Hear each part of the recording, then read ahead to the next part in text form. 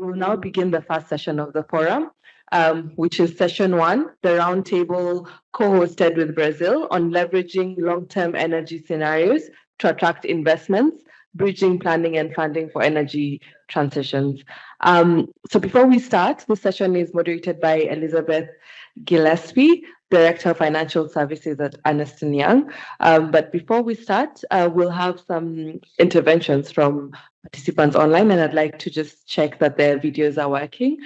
So Natasha, Lucia, Claire, and Vivian, please try put your cameras on and maybe just say hi so that we make sure it's working. Natasha Mazzola here. Can you hear me? Yes, we can hear you, but we cannot see you. Is your camera on? Yes, my camera is on. I can see myself.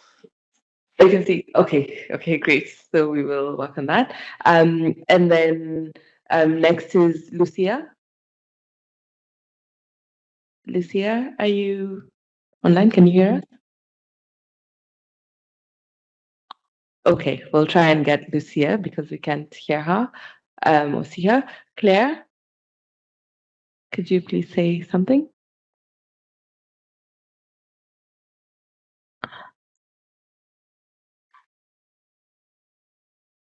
Claire, Vivian, are you online? Can you hear us?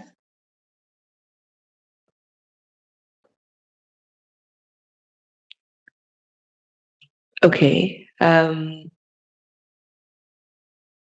So I think the team will reach out to you and work on that. We couldn't hear you though. But now I'll pass it on to Elizabeth Gillespie. Welcome, Elizabeth.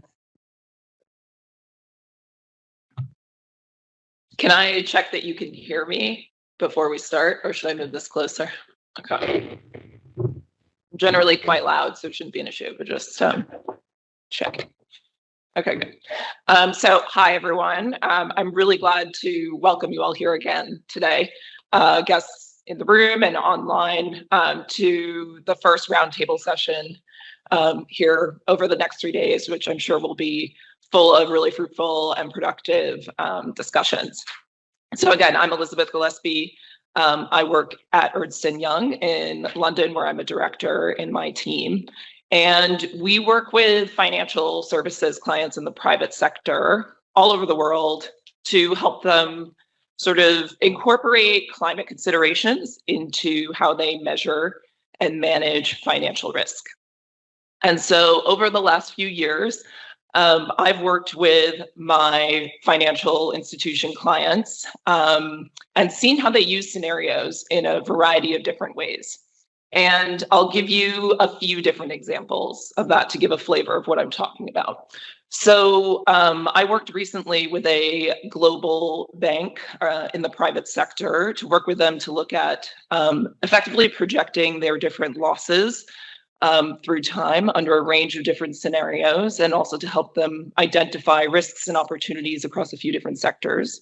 Another example is I've seen institutions start to look at scenarios as a way to help them assess the transition plans of their counterparties.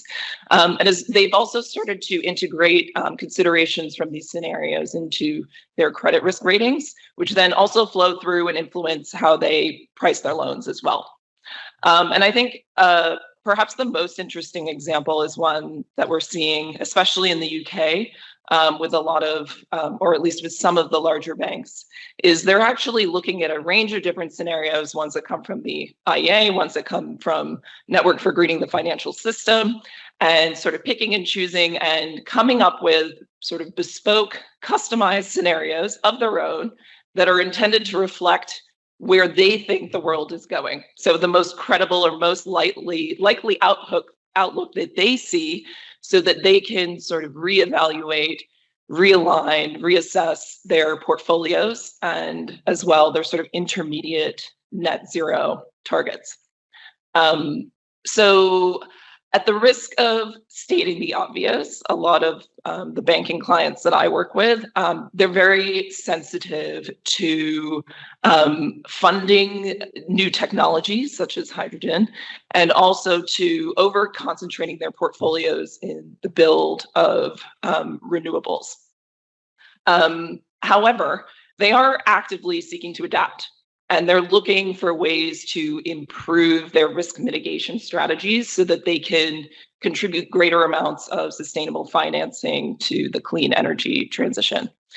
And I think equipping these financial institutions with really as credible and plausible energy plans and scenarios offers a really powerful potential tool for them to be able to extend climate financing more readily and mobilize and attract financial resources more in that space.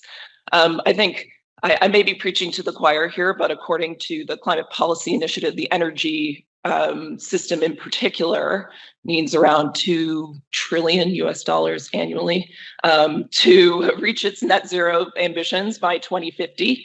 And currently there's a significant gap in the level of financing that we're seeing. So I think events like this are really important because we need stakeholders from across different industries, energy and finance included, to really come to the table and figure out what can we do to address that mismatch moving forward. And so that brings us all back to the objective of the reason we're here today to have this discussion.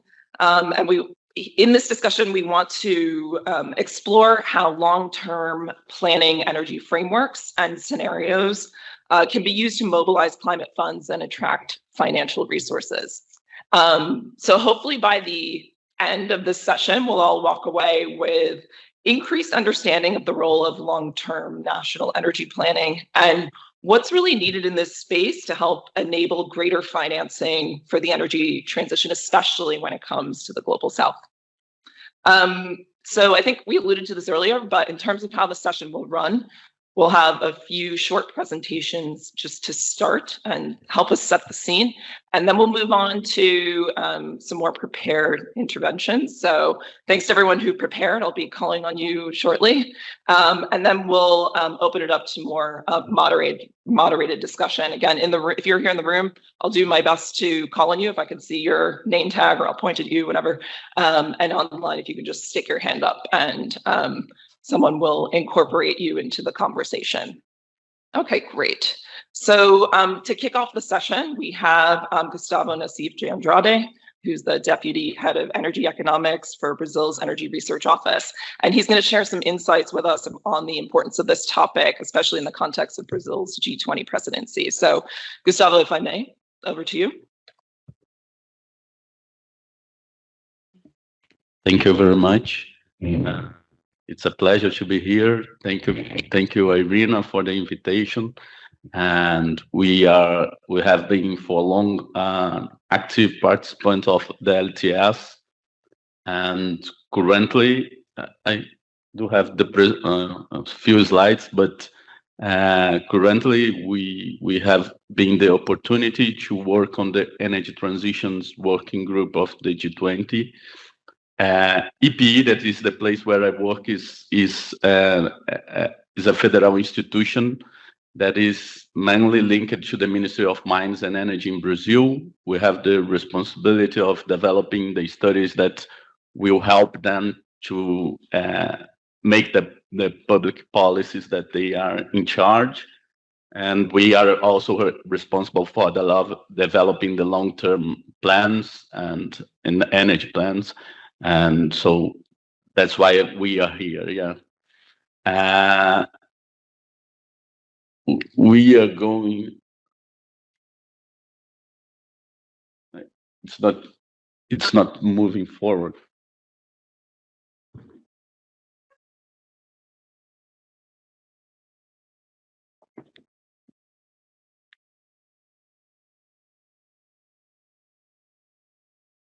Not at all.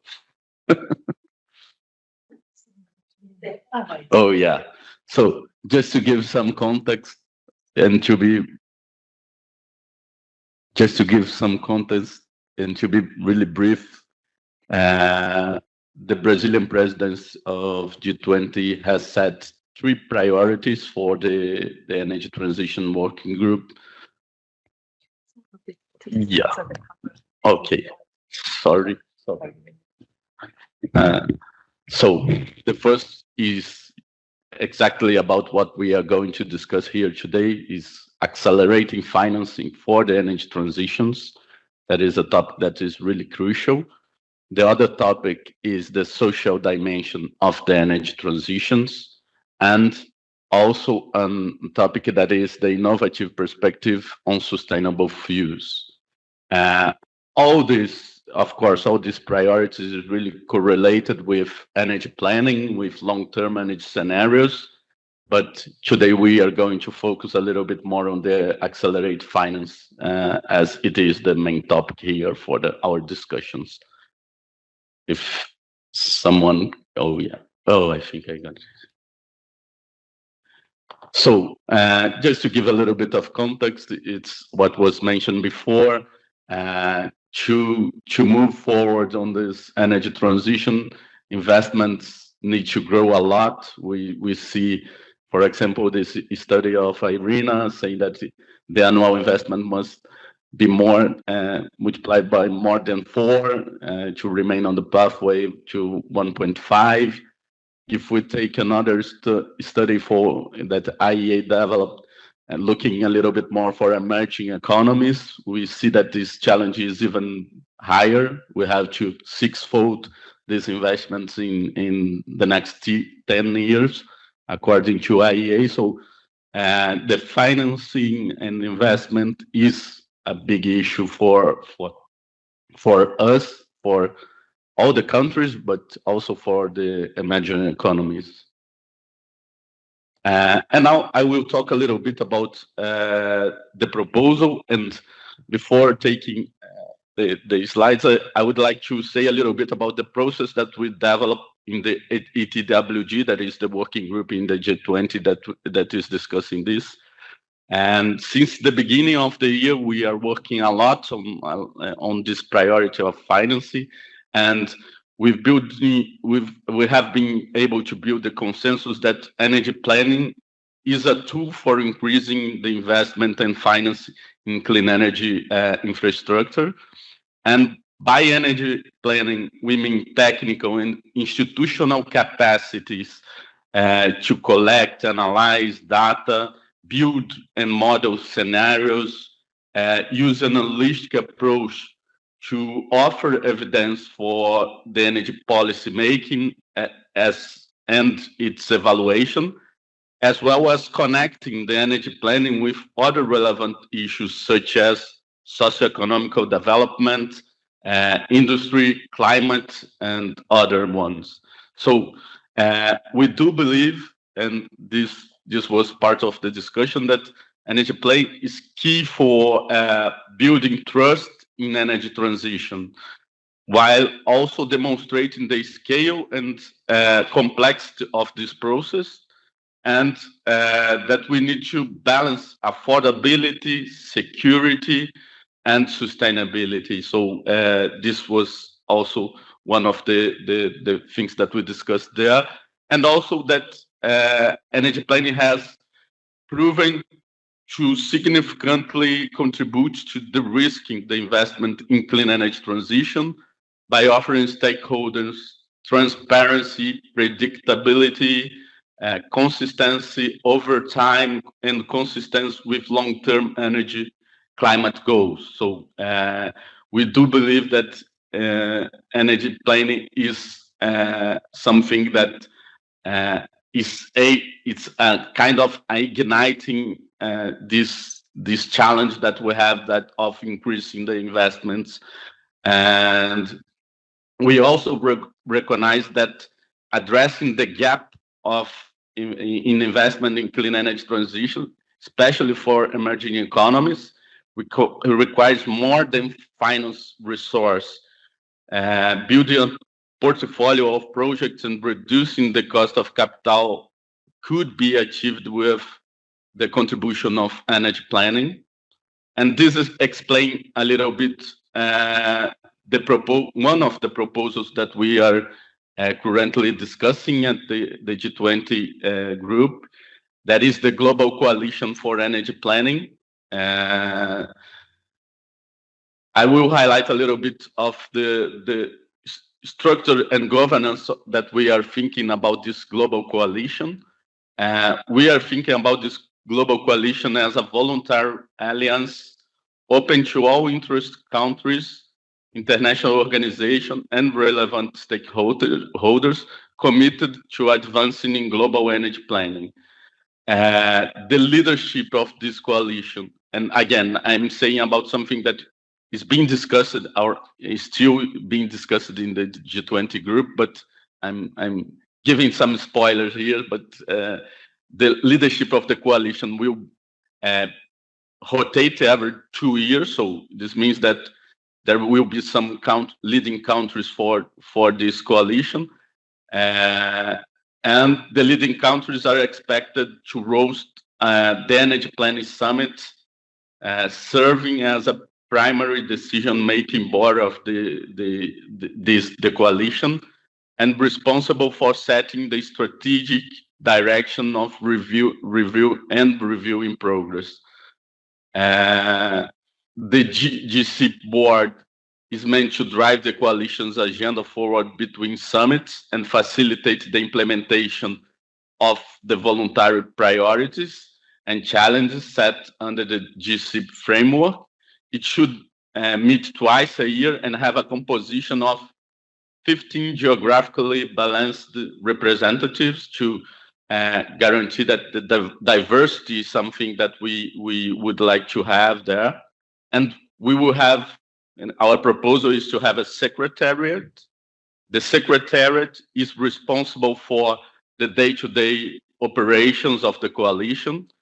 It is meant to be taken by an international organization nominated by the lead country and confirmed by the GCIP members. Ideally, we think that the international organization should rotate also as the leading country. So, but for the first cycle, Brazil is proposing that IRENA should be the first secretariat, including because of all this experience that they have with LTS, and we have a lot of synergies with this process.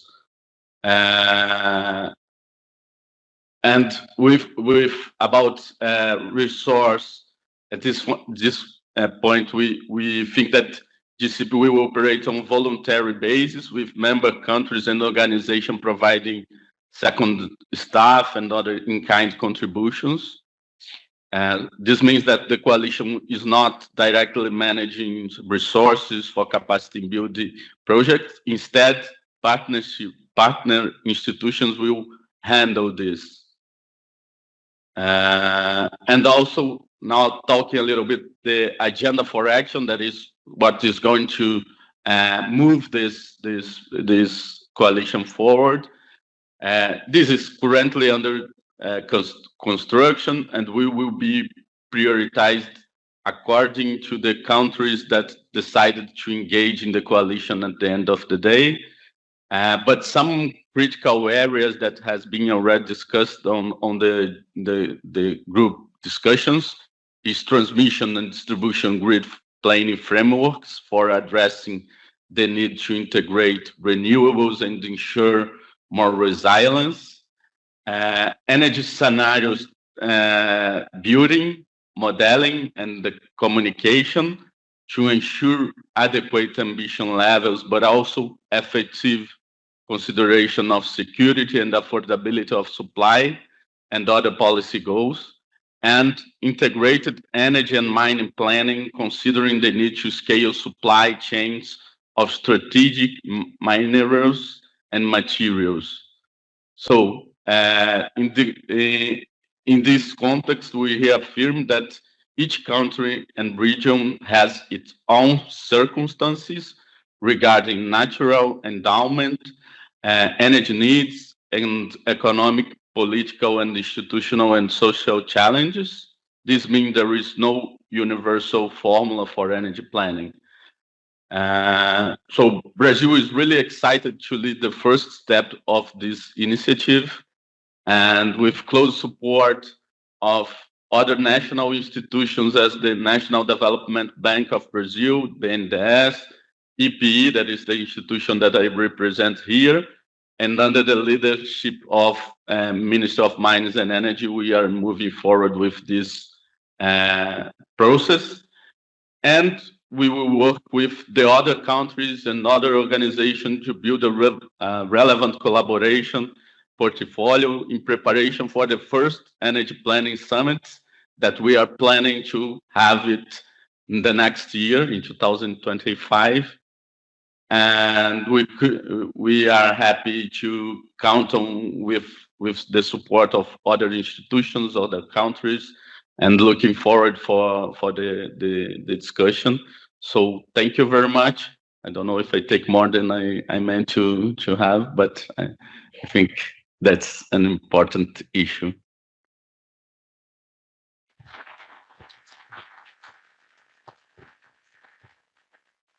Thanks very much for getting us started today, Gustavo. So I think now we have Asami Meketa, who is the head of energy planning and power sector transformation at IRENA, who's going to share with us some thoughts on energy planning for mobilizing finance. So Asami, I believe you're online. Yeah. Yeah. I can hear you. Do you Thanks. hear me? Do you hear me and do you see We can me? hear you. Very good. Yes. Thank you very much. I'm very sorry that I cannot be there in person. I was really looking forward to join, but for the health reason, I needed to join virtually. And I'm still hoping that maybe tomorrow or the day after tomorrow, I could still join if the health conditions allows me. Also, because this is the first time that I take the floor, I would also like to thank everyone for joining and also for the virtual participants. I see now 140 people joined online. So I am very happy to see the people in the room, but also great to see lots of people joining remotely. I would like to thank also for Brazil for co-hosting this session. It has been great last few months working with them on the GCEP concepts and working towards this program. I also like to thank Elizabeth for joining and bringing the private sector perspective into this discussion. So today I have just 5 minutes, so I'm gonna be very quick. But I would like to speak a little bit about energy planning support work that IRENA has been working on. So I'm heading the energy planning support team, and that team portfolio includes LTES, but not only LTES, but also we have a long-standing program on the energy planning capacity building support. So what we do is to work with governments who want to enhance energy planning capacity, develop program. We also give hands-on modeling, training. We also help them to guide them and design the process for the stakeholder engagement. So we have been doing that for many, many years. And we have been mainly working with a lot of African countries, but not just African countries. We worked also with a country from the other regions. And in this exercise that we have been doing, we have faced some kind of misconception sometimes. And one of the misconceptions that we face is the long-term planning has nothing to do with a short-term investment, and that's actually quite surprisingly. Still, we have to explain how the long-term planning is such a critical element in creating conducive investment environment, and therefore it's relevant also for the near term. So that is something that we've been working with many member countries who want to enhance capacity for the long-term planning, and also to create really support for doing that. Next slide, please.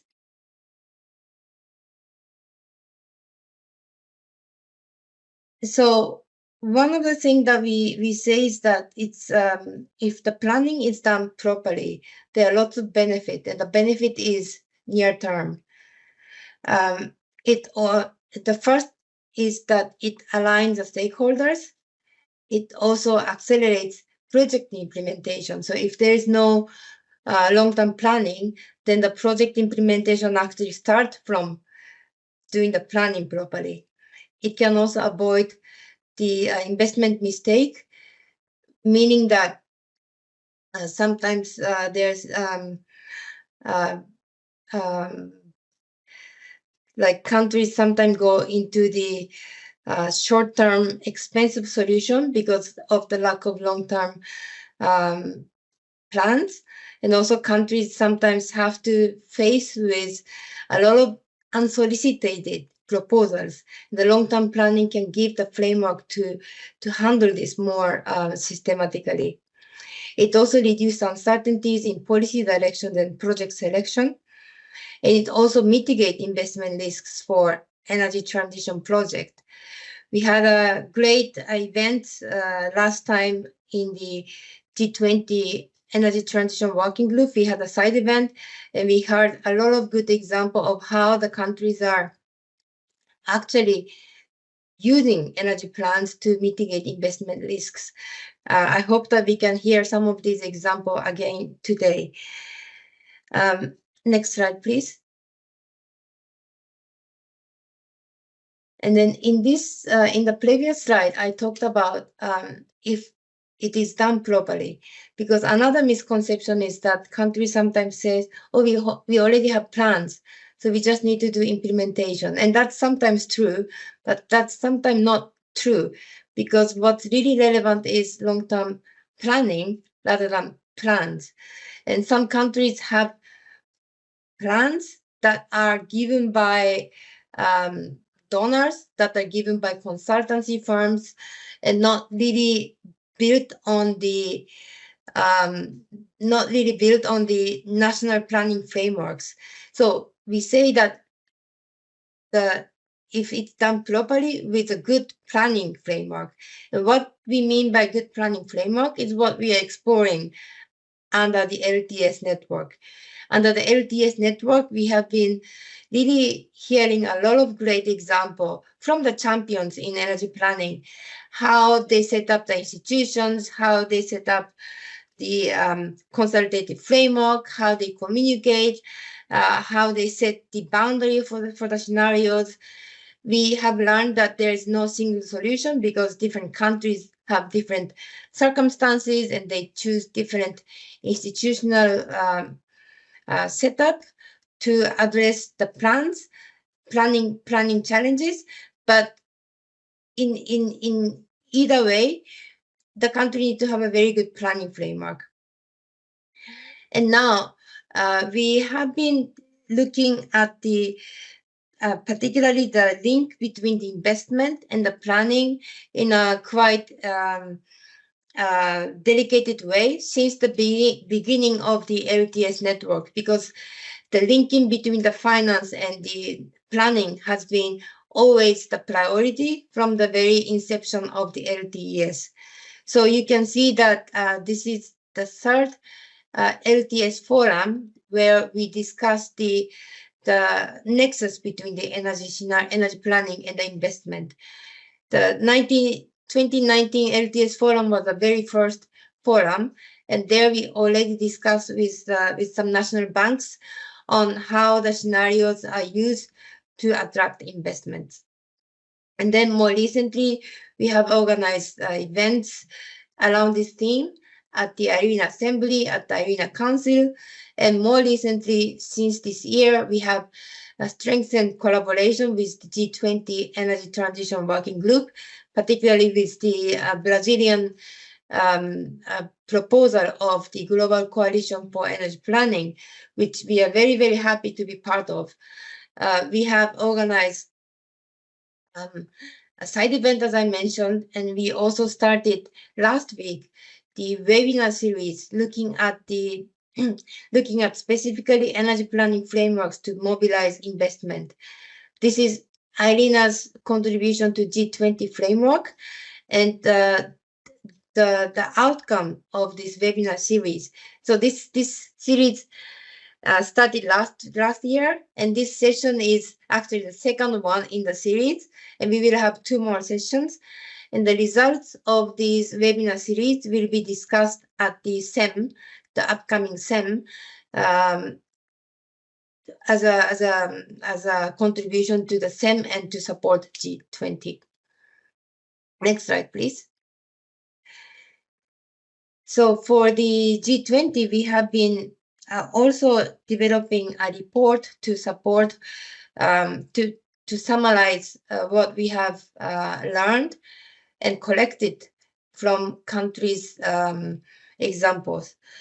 For example, we have collected some countries going really like beyond just using planning as a fundamental for the creating conducive environment for the investment, but also to go even further to create a special institutional framework to align and to work with financial institutions within the country.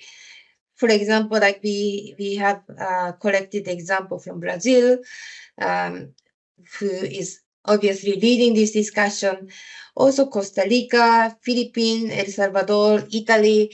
So we have documented these good example in the G20 reports. And we are hoping to hear more of these examples today during this roundtable. And in this slide, I would also like to just mention that we have done, as Roland and Juan Jose mentioned, we have a dashboard of energy planning. So we have identified national planning documents. And also this afternoon, Iris will be presenting the some of the results of the assessment of the alignment of planning documents from energy planning and from the LT-LEDs. And this exercise was done by Iris and Anna mainly. And they were looking into these documents, energy planning documents, and looked for information or reference to the financial information in the energy planning documents. So we thought that it might be also relevant for this discussion. I was quite happy to see that this analysis, it was not meant to be a main analysis, but it came out as a very nice piece of analysis. So we wanted to mention briefly. So we've documented how a selection of over 50 countries are incorporating financial information into their energy and climate plans, and to analyze the possible impacts that this could have in terms of mobilization of finance or investment attraction. And we have, these are still like very preliminary findings, but 4 preliminary findings I'm gonna briefly mention.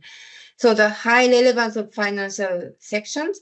So what we have found is that a significant majority of energy and climate planning documents, like a significant meaning like 90%, includes a dedicated finance section. And that may improve their transparency and make it easier for potential investors to find and understand the financial implication of the plans.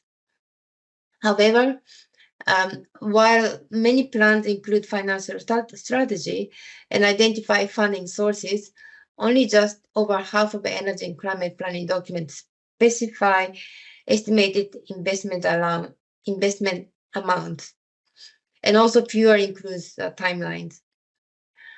And then energy planning documents tend to offer more detailed investment insights. So the LTES documents appear to provide more granular financial details, with some even presenting investment needs at the project level.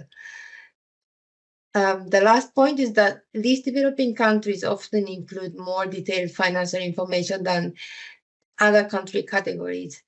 So the analysis indicated that the least developed countries generally provide more detailed financial estimates and timelines than other countries like middle income and developing countries. And this is to enhance transparency and align with international investment or aid requirements. And this can make like least developing countries more attractive to investors. It's also important to note that financial details alone may not guarantee the investment, of course. So these are very promising areas of work. So we will keep working on it. But this is all what I wanted to contribute at this point. And I now return it to the moderator. Thank you very much. And I look forward to the discussion today. Thank you.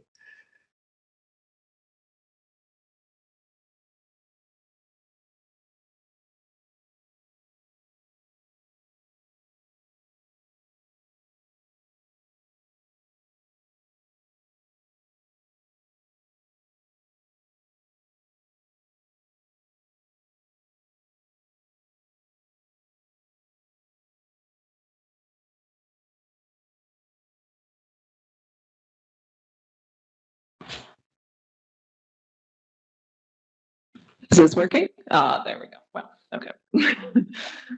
Thank you, Asami, for those remarks. That was really helpful context for us. Okay, so now we have I'm going to ask some questions to some of the different representatives that we have in the room and online. I think there are a few folks who have confirmed they're happy to share some interventions in the first instance. So I'll ask a question and direct it to certain folks. Again, here in the room, but if you have something sort of pre-prepared that you'd like to share as well, feel free to do that. Or if you have slides that you'd like to share, I think we can facilitate that as well. Okay, so the first question that I'd like to pose to the group is really geared towards the countries that we have in the room.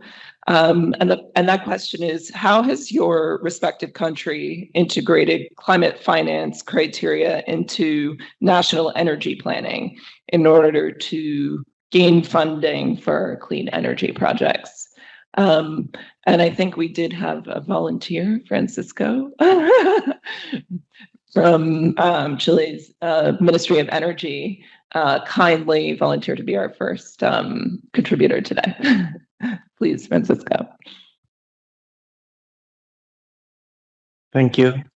Well, that's a kind of tough question, but I'll try to do my best.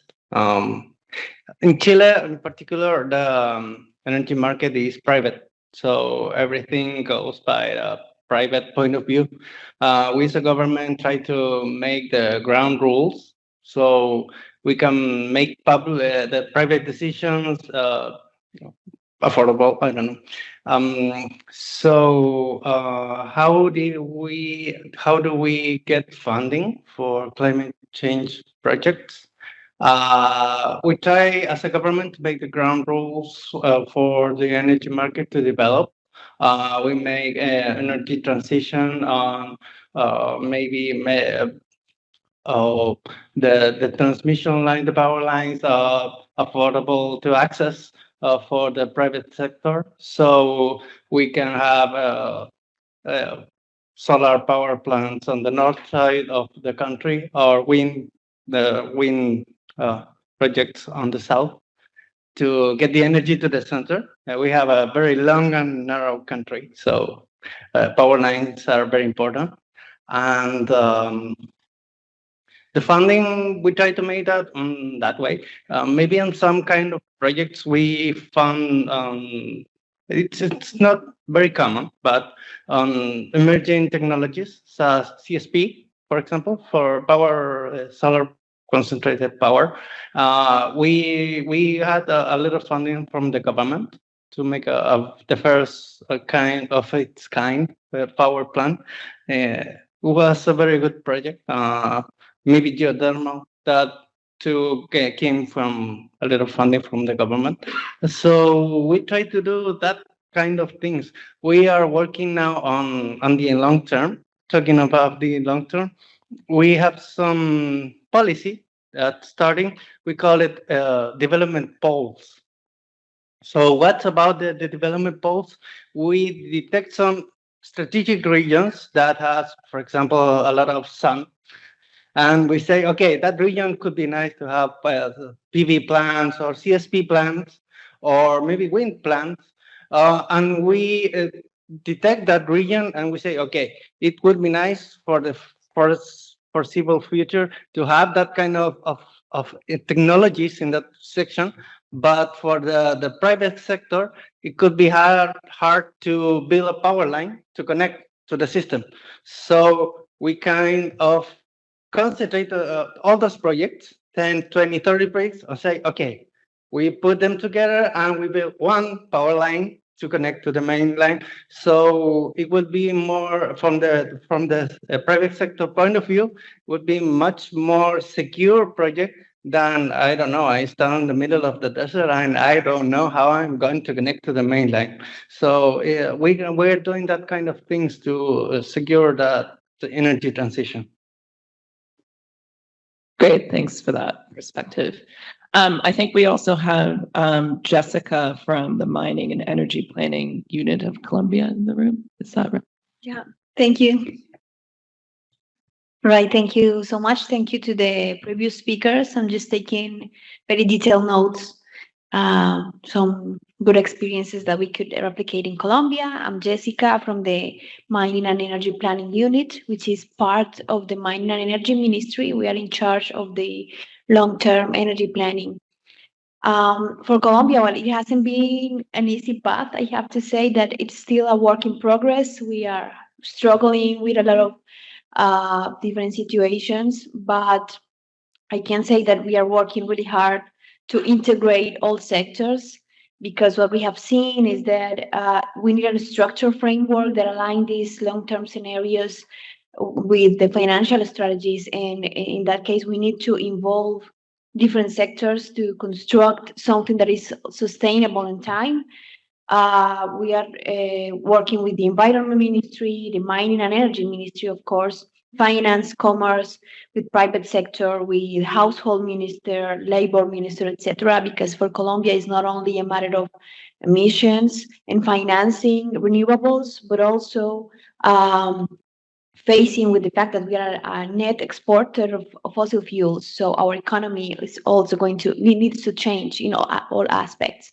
So we need to have this conversation with all the ministries, all the sectors, and of course with the population. We started with having a green taxonomy, a national climate finance strategy, and now seeing how also include the labor force in these aspects. We're now using the scenarios to build a portfolio of strategic investments.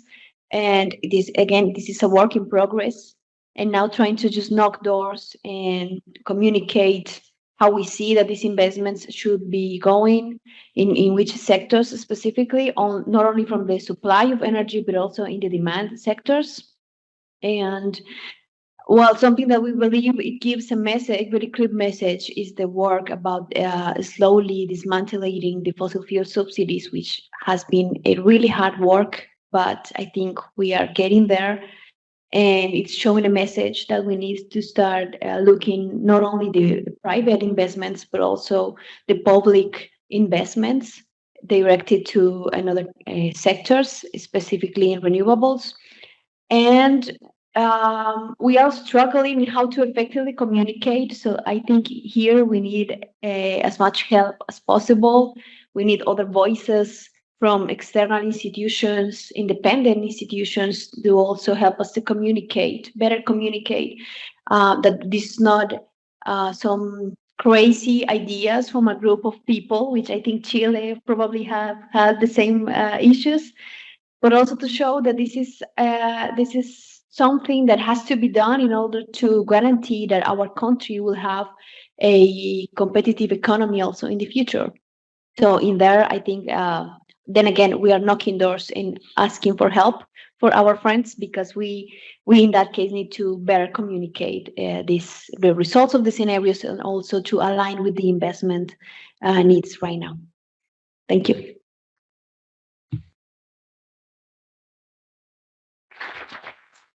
Thanks for that. Maybe Gustavo, would you and your team like to share perspectives from Brazil on this question as well?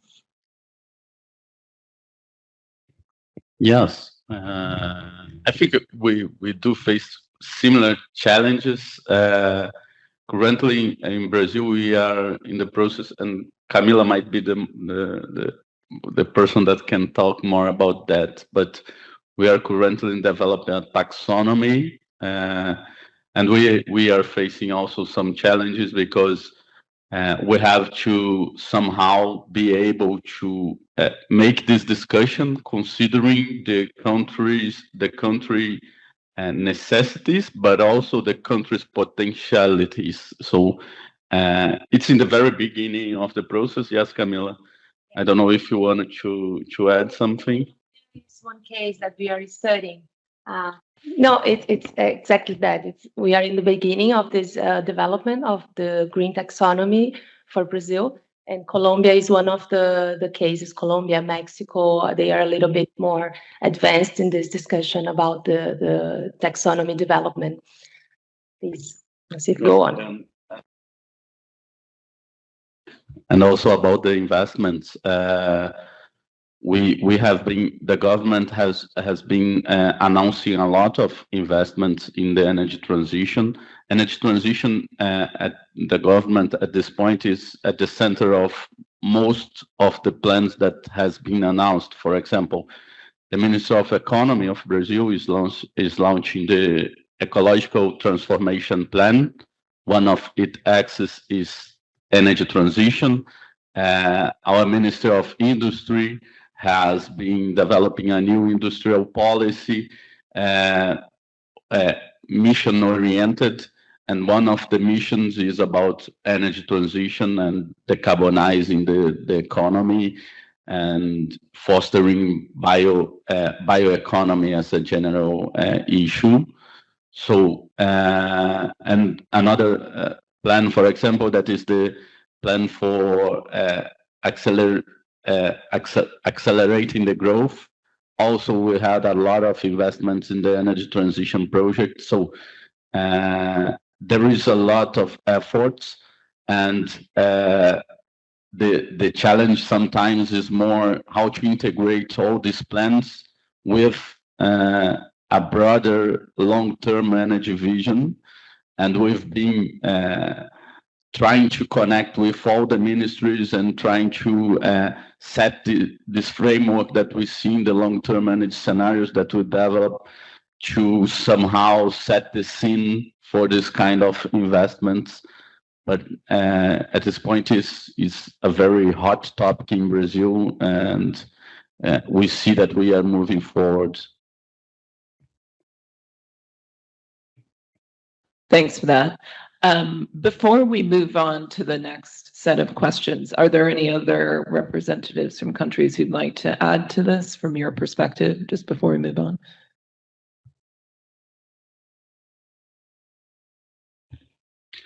My name is Hans-Josef Hell. I was member of the German Parliament from 1998 until 2015, and I drafted the renewable energy law in 2000 that was a basic for the world growth of renewables. And now I'm member of the IRENA Coalition of Action in the working group 100% Renewables. What the topics here, how to finance renewables, two keys are very, very important. First is optimism, and second is necessity. Optimism means we can create 100% renewables in a short time, not on long-term run. Some do it already today. Look to Costa Rica or others. We should create scenarios that do not go in a linear growth rate, but in the reality is possible exponential growth rates. When you look to China, they are doubling renewables every 2 years at the moment. When they go on with this exponential growth rates, they can have 100% renewable electricity in 10 years.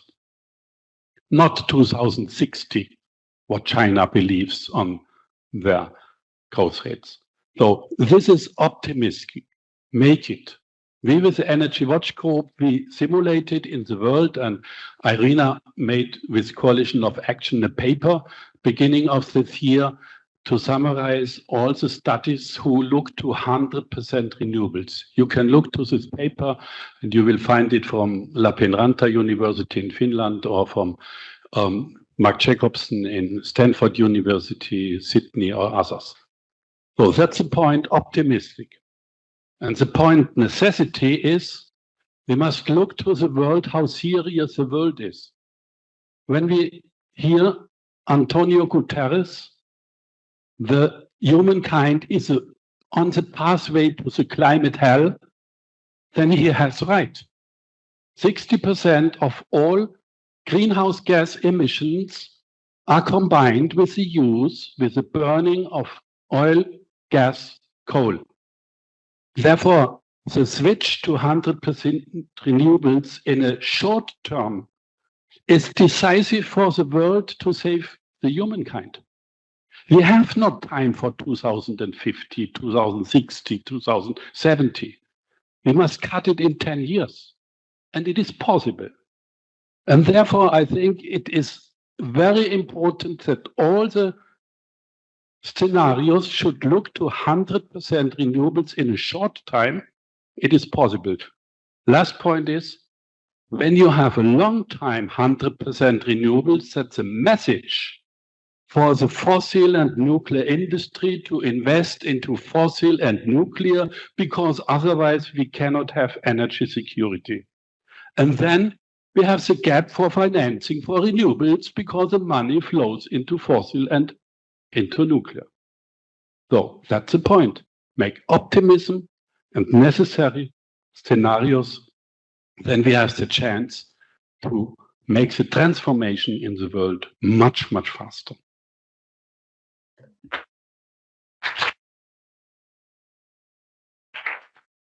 Thanks for that. Okay, I think we're going to move on to our next set of questions targeted to the financial institutions that we have, I believe, mostly online. And I think, Natasha, you had prepared some remarks and a few slides. Would you like to start with sharing those? Yes, yes. Good morning. Can you hear me well? Or can you see me well? All good. We can hear and see you. Okay, perfect. So let me share my screen and let me know when you see it. Can you see my screen? Hello? Yes. Okay, very good. So good morning, everyone. My name is Natasha Marzalp. I represent the Inter-American Development Bank, and I wanted to thank Irina for inviting us for this 5th International Forum on Long-Term Scenario for the Clean Energy Transition. I am going to talk to you a little bit. Oh, I'm sorry, I think you are hearing an echo, no? We don't hear an echo, I don't think. Can you hear me? Yes, we can hear you. Yeah, it seems that it's complicated to share. Let me double check why I'm not able to share this slide. Just give me 1 second, please.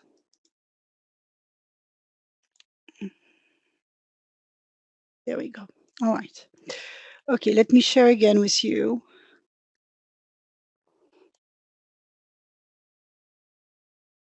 Can you see?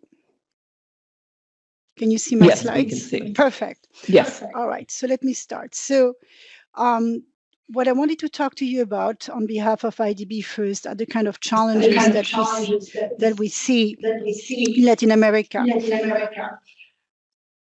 So IDB is, I'm sorry, I'm hearing an echo, so it's very difficult to, yeah, maybe, can you hear me now? Can I have a sum up?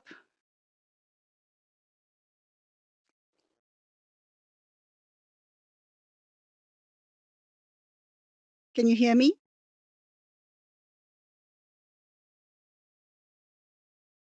Wolfgang? You can? Okay, perfect. If you can, just let me know in the chat. So the IDB group is actually composed of three entities. IDB, which is the public sector arm, which is where I work, IDB Invest, which is our private sector arm, and IDB Lab, that is our innovation lab, mostly for pilot projects and small projects. At the IDB, we support the region, energy transition, and meeting the Sustainable Development Goals.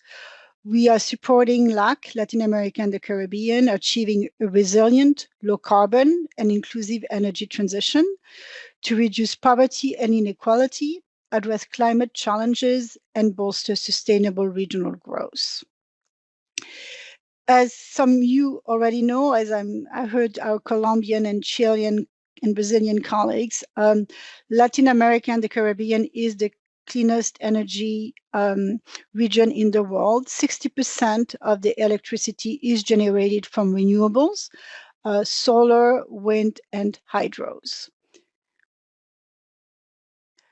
In terms of challenges to reach an inclusive energy transition and decarbonization of the economies, we estimate that the investment needs need to go up to $150 billion per year by 2030. Energy access has made tremendous progress in Latin America. The rate of access is about 97% across the region, but you still have close to 16 million people without access to electricity and 81 million persons without access to clean cooking fuels. In terms of energy prices, which is also one of the challenges to reaching energy transition and decarbonization, electricity prices across the region are about 143 megawatt per hour, which is above the United States rate of 106, or China, which is close to 93 megawatt per hour. Electricity losses are estimated about 17% across the region, which represents between $10 and $16 billion of losses. So how does the energy planning framework actually fall into place with respect to those challenges? What we see is that planning is absolutely fundamental to identify energy and investment needs.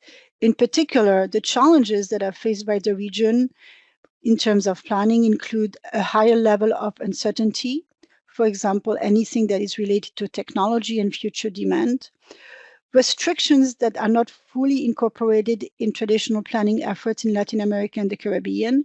For example, the permitting process to build infrastructure requires a permitting process that lasts up to 7 years. That has been what we have estimated in a recent study that we have done. And the power systems are not necessarily aligned with a long-term energy planning for net zero. As you integrate more and more renewables, your power planning systems need to be incorporating the increasing amount of renewables that is in the region. So how do you go by planning and materializing those investments? This is where the role of regulation comes in.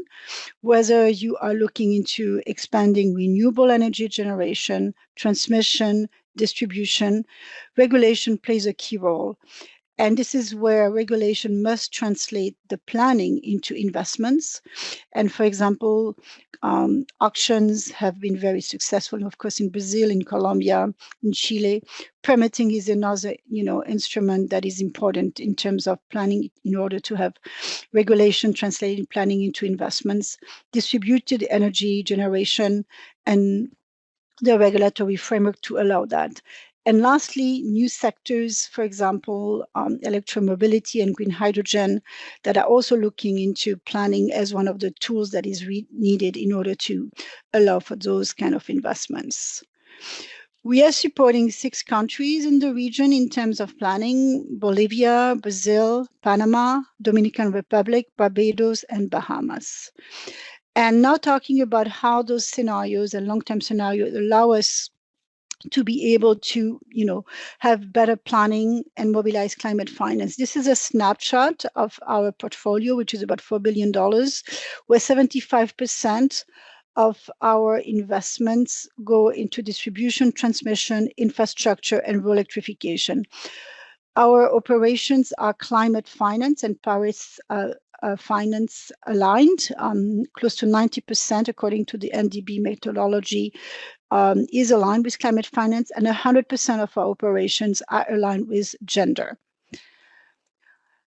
These are some of the partners that we work with: the Climate Investment Fund, the Green Climate Fund, the UK SIP, the Mitigation Action Facility. We also work with other agencies such as the European Investment Bank, the French agency, JICA Korea.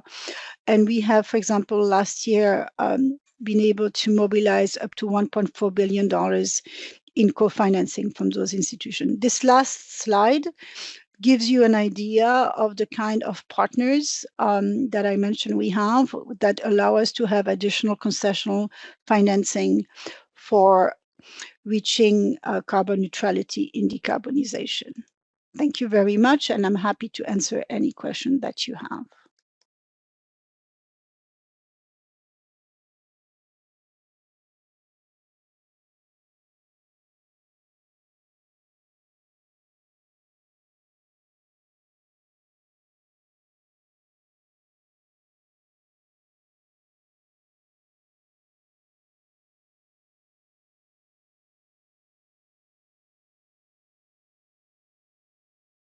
I'm not sure if it's me, but I'm not hearing anyone.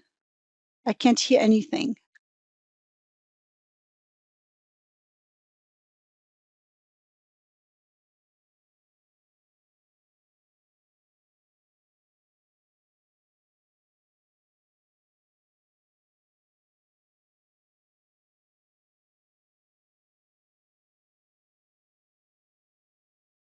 Now, is that working? No, it's working. I'm hearing you. Thank you. Great. Sorry about that. So I was just going to jump in with another question for some of the financial institution representatives that we have on the line. So how do you use the National Energy Plan inputs with climate finance priorities when making investment decisions? I was wondering if maybe we could get Claire Nicholas from the World Bank to take this question in the first instance. Sure. Yeah, you seem to be hearing me. Thanks a lot, first of all, to Irina for the invitation, and thanks a lot to Natasha and Asami because they set the stage and set the scene very well. And so my intervention will be quite short. I think lots of things have already been said. So when we're looking at LTES and investments in the LTES pathway, one of the first things that we are looking, and it has been mentioned by Asami, is whether or not the LTES was done in consultation with the power sector actors and has been endorsed not only by the government, but is also kind of endorsed by power sector actors and by the utilities in particular, because in many cases, what we're seeing is that the LTES has been done kind of on the side by an environment ministry, for example, and it has not been kind of accepted by the utility, and so the utility is still doing its planning on its own, on its side, and it's not necessarily linked to the long-term goal, long-term decarbonization goal. So what's really important is that the LTES is being scaled down to a 5 to 10 years or maybe even 15 years investment plan that has kind of some endorsement and some visibility, and that will give confidence and trust to the private sector as well, by signaling the fact that not only 1 or 2 renewable energy projects are coming, but a full pipeline of projects. The fact that an investment is in or endorsed by an LTES or part of an LTES is a good signal for us, because it means that it is normally a no-regret investment for the energy transition. And so while we'll have to do our due diligence and ensure that this specific investment is Paris aligned, it helps us to save time in this process of ensuring that the investment is indeed a no regret one with regards to the transition. And when just talking now about like climate financing and how to allocate climate financing when we're thinking about energy transition investments, what's really important is to ensure, I mean, because the energy transition investments are going to be so massive, the private sector participation is absolutely critical. So we're trying to use financing to really enable private sector participation as much as possible. And so not only to finance investment that will help scale up private sector participation, and here I'm mostly thinking about like grid reinforcement, storage, flexibility solutions, but also more and more we are looking at alternative instruments like risk mitigation instruments and guarantees and so on that will facilitate private sector participation while not necessarily being direct investment into an asset. And I think I'll stop there. Thank you.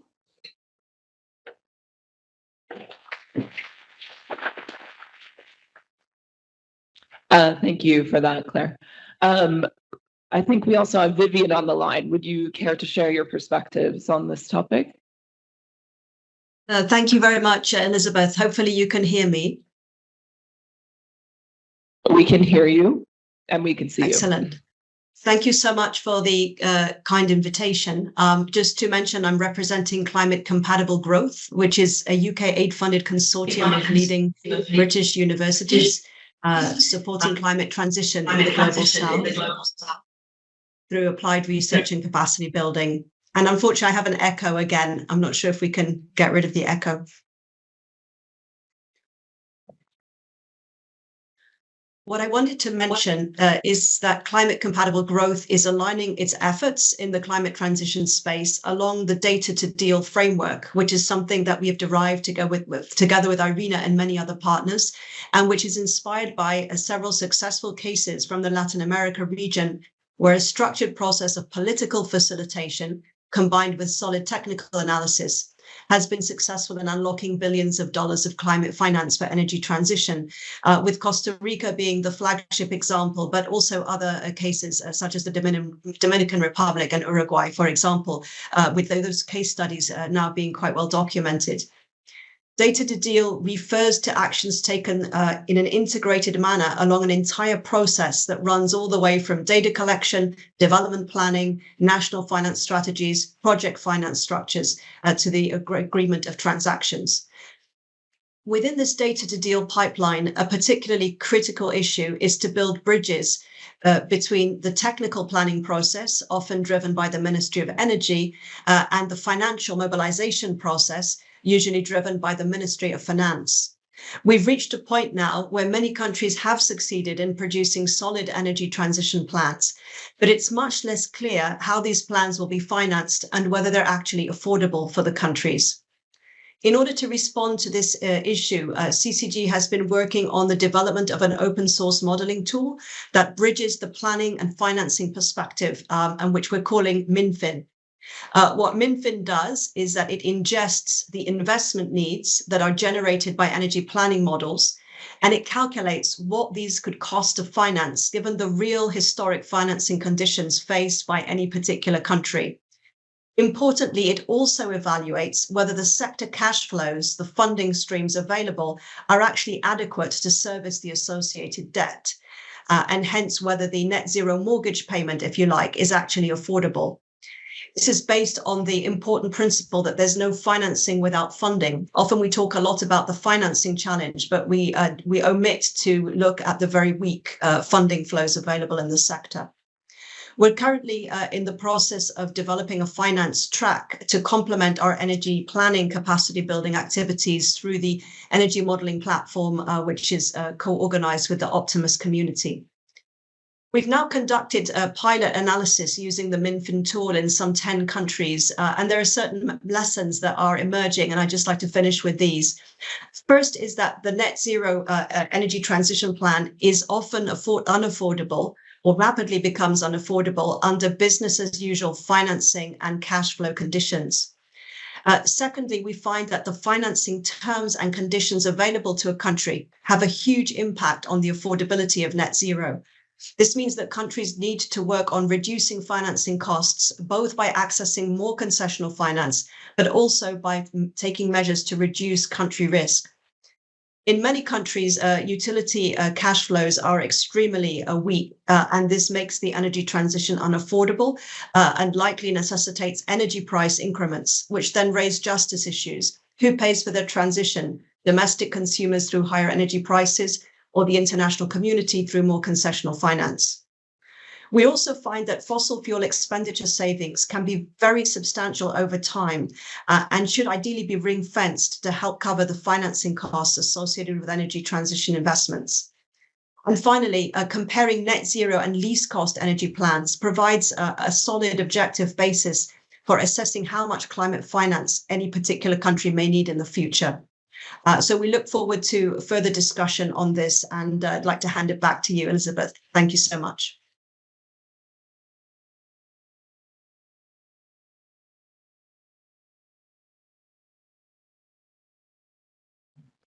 Thank you, Vivian.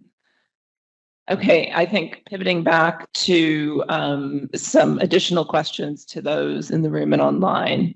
I wanted to ask, what are some of the main challenges and barriers to aligning energy planning frameworks with climate finance requirements? And in your view, how can these be addressed?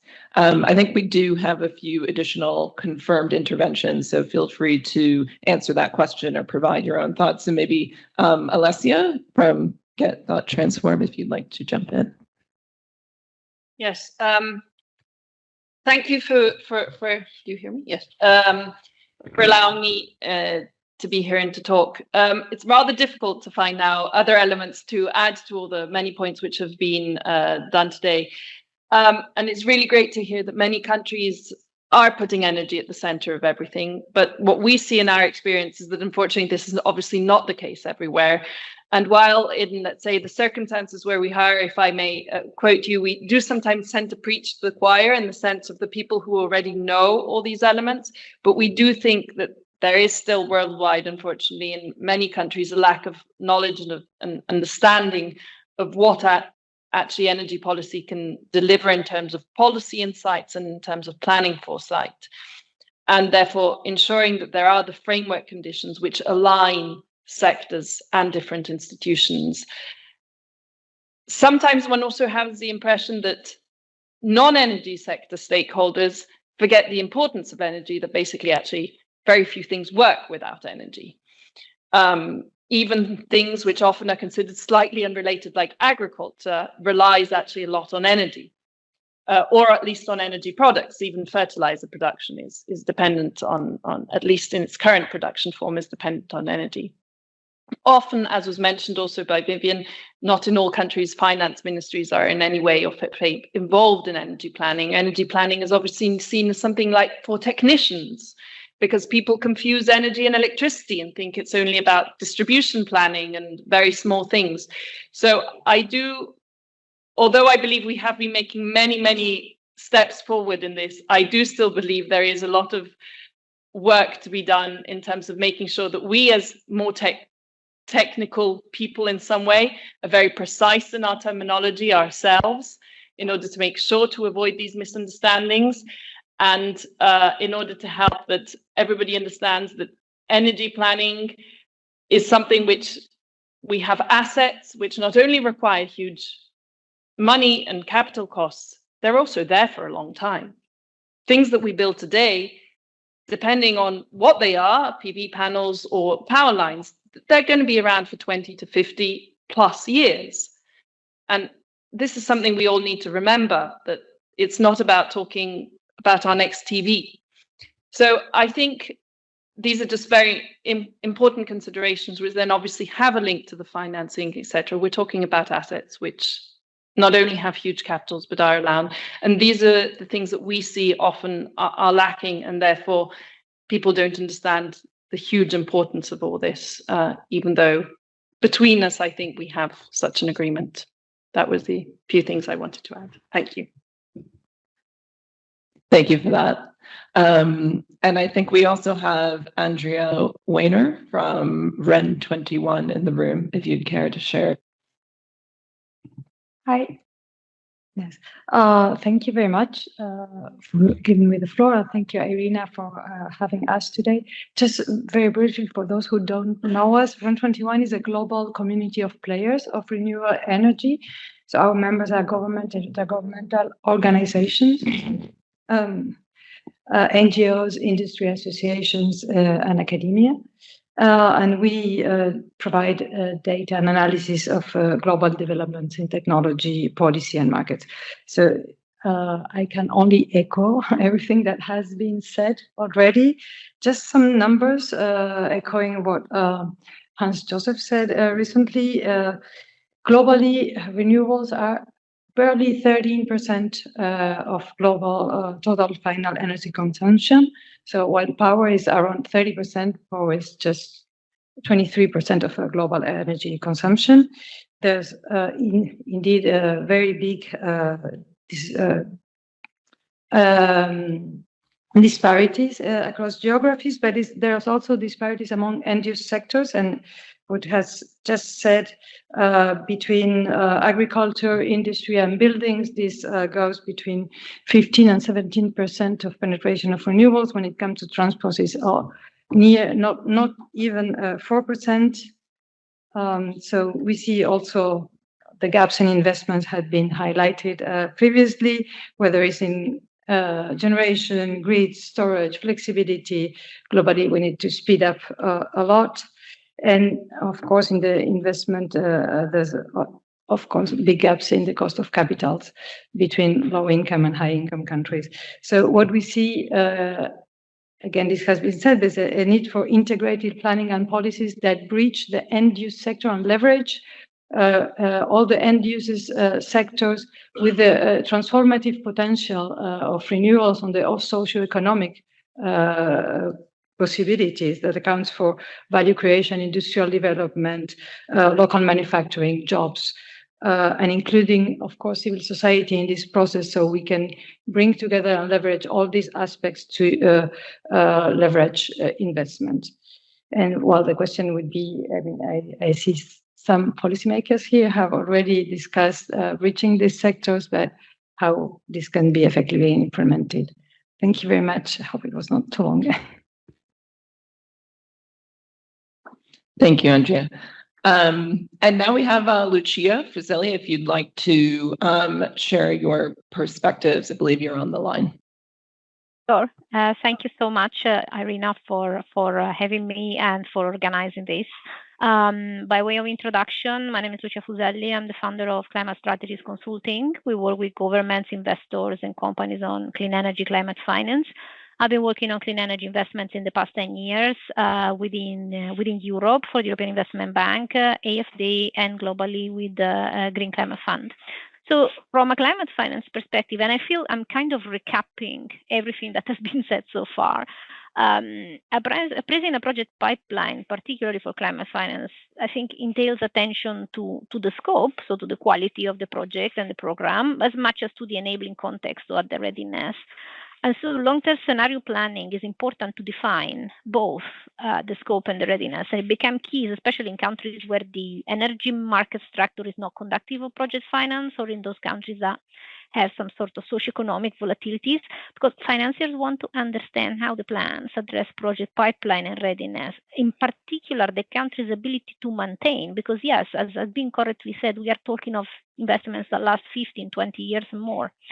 So if I have to summarize the work streams for scenario planning. We have reflected on the fact that there are several forms of scenario planning, but kind of how to go about it and how to coordinate it. I would say, first of all, climate financiers need to see that the country or the proponent does make is strategic decision. So the pipeline is located into a context that has made a strategic decision, meaning how do the countries match its future demand with the energy mix? How does it balance electrification and molecules? Does it want nuclear? How the supply chain is diversified to address volatility. I mean, in Europe, we all know what happens if your supply chain is not well diversified. And that helps defining the pipeline. And there is also important, and I think it's been mentioned already, to evaluate the demand assessment.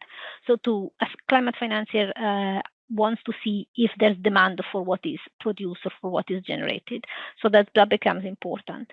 And then another important work stream is planning the coordination of 4 subsectors: generation, transmission, and distribution, climate programming, which is the climate programming that is done by the NDA, and that means decarbonization, but also resilience of the infrastructure, and transport infrastructure. Transport infrastructure, why? Because in the end, the transport is going to be increasingly interlaced with energy, be it hydrogen supply chains or charging infrastructure for the electric vehicles.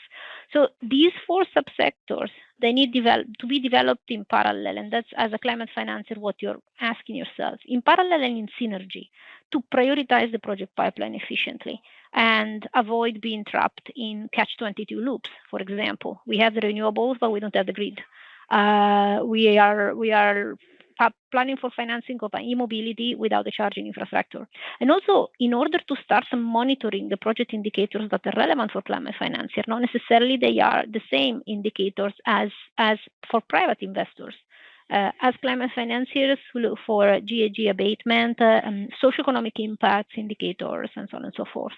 So in this way, the pipeline is prioritized, and also working together. And Vivian comment was very relevant there. Working together with the finance ministry to understand how much the public finance can bear helps also dimensioning the financing needs. So you go to the climate financiers already with an idea how much do you need and how that coordinates for that program with all the context that you have,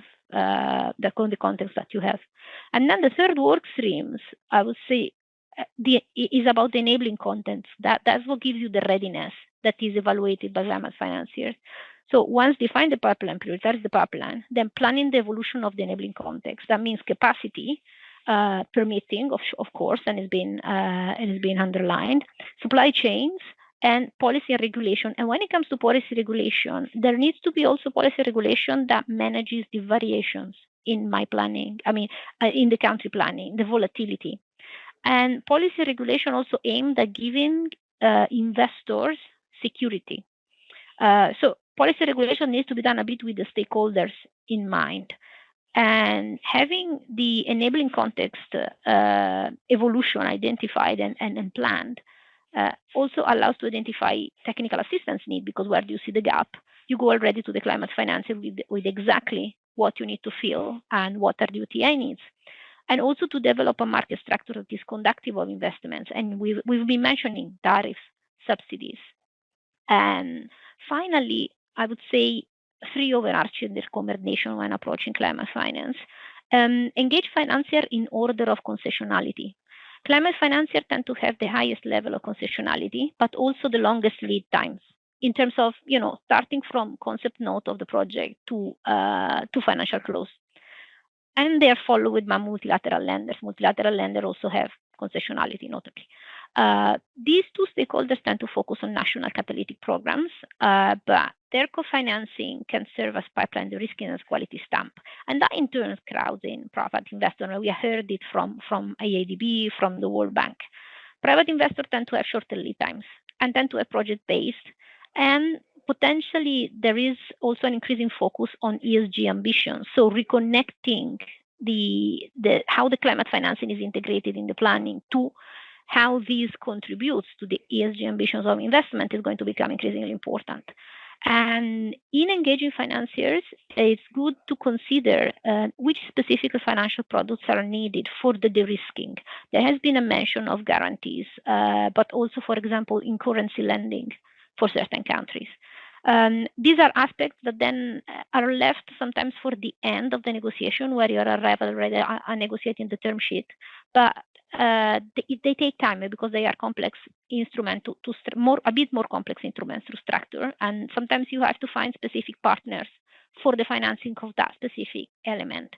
So considering that early on helps, and consider technology trends, the impact on the scenarios, and plan the enabling context with stakeholders in mind. I mean, enabling context is fundamentally means enabling the stakeholder to play their role and get their validation. This also has been underlined during the conversation. So that's all from my side. I hope I provided a bit the climate finances perspective, but also a recap of what's been said so far. Over.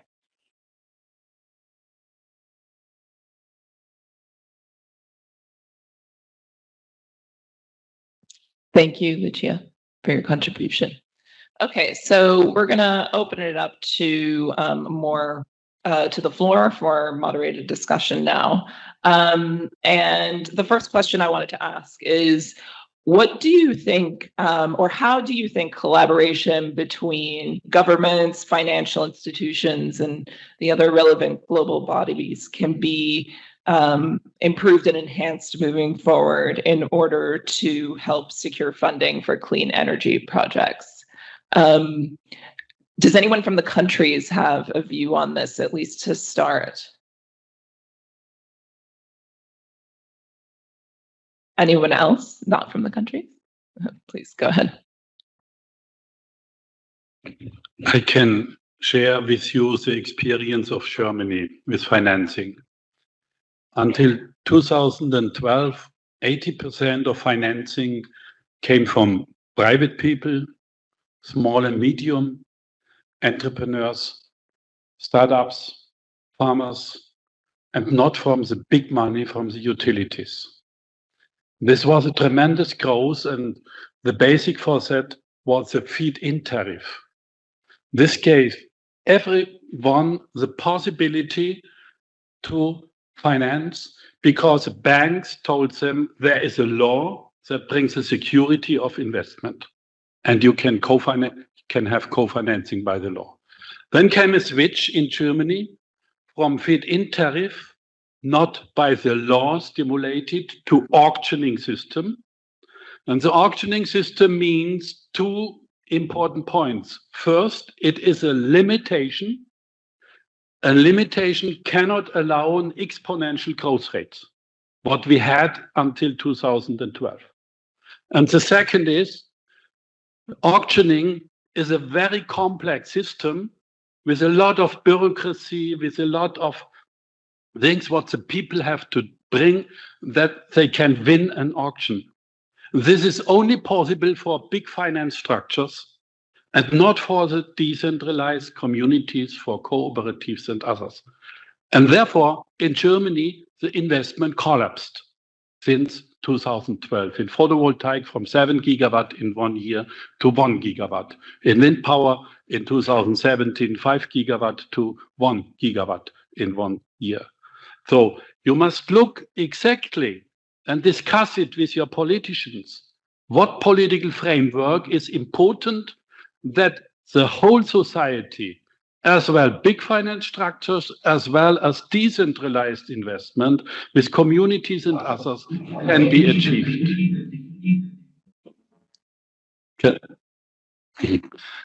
Can be achieved. That is very important. You must look to the political frameworks. And my advice is go to feed-in tariff fixed by the government and legislation and not to auctioning.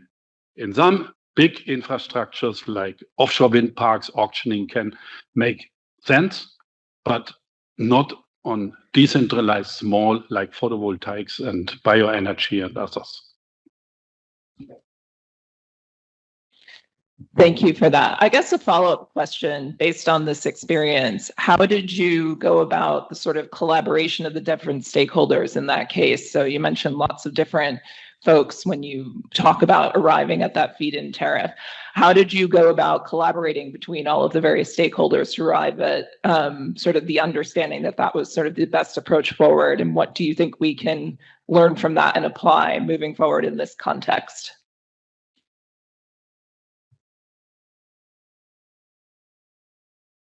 The collaborating is that the people did it by themselves.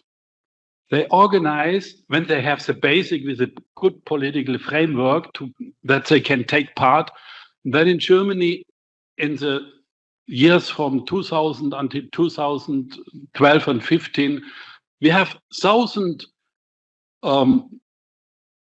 events where the people in the towns, in the villages came together and made for themselves the informations to do it. They learned it for them and give it to others. So it was a decentralized, a high democratic development that the people themselves educated themselves. But the basic was we need a political framework that gives the possibility to invest their private money. And this is feed-in tariff.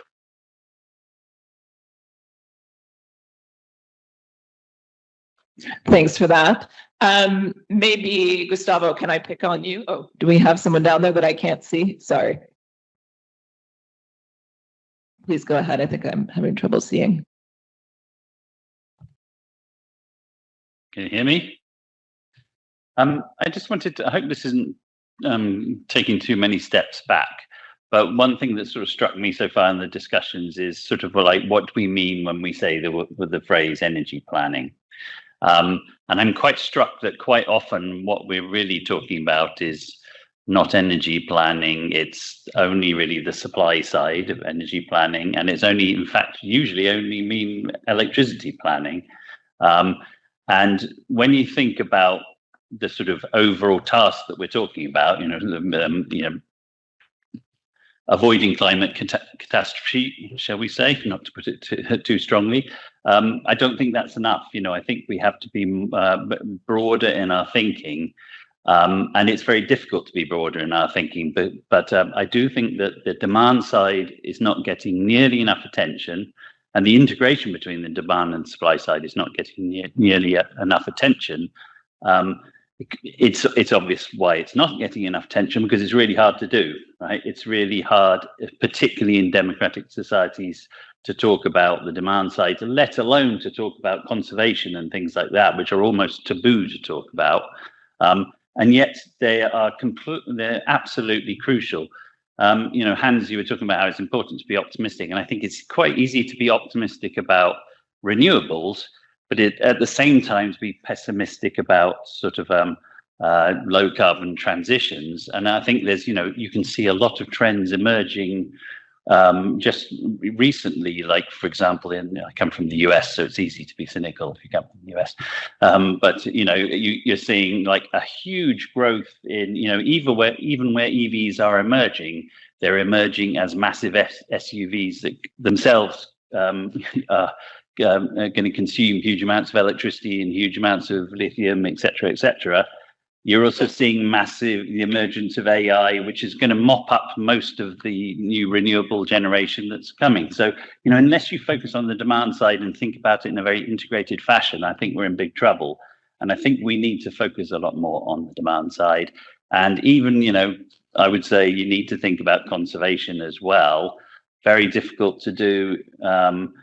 But I think we have to think about whether the toolkits that we have, I don't just mean in terms of models, but I mean in terms of the way governments think about planning, whether it really enables us to think about those topics sufficiently. Thank you. Thank you. I think we'll go to Claire on the line first, and then we'll hand it back to you in the room. Thank you. It was to mention a caveat to the feed-in tariff comment, because while this is maybe a policy that makes sense in countries where the grid is very strong and where the power systems are quite developed, it does not apply everywhere. And Vietnam is one very good example of I wouldn't say a failed feed-in tariff policy, but yeah, it was not a complete success. So because with the feed-in tariff, like in less than a year, more than 9 or 10 gigawatt were deployed, which represented, if I remember well, more than 10% of the installed capacity before that. And most of this DPV ended up being curtailed, which is also the case of the large scale. Of I think more than 20% of the large scale VRE generation in Vietnam. And so it's very important to have an integrated planning with the demand side, that's true. But for the less advanced systems, also between the generation and the transmission and distribution side, because it's oftentimes overlooked. And auctions, for example, can enable to time the deployment of renewable energy generation and to ensure that the transmission and distribution development will go on at the necessary pace, I would say. So yeah, feed-in tariff maybe, but really not everywhere, and it really needs to be fought for. Thank you.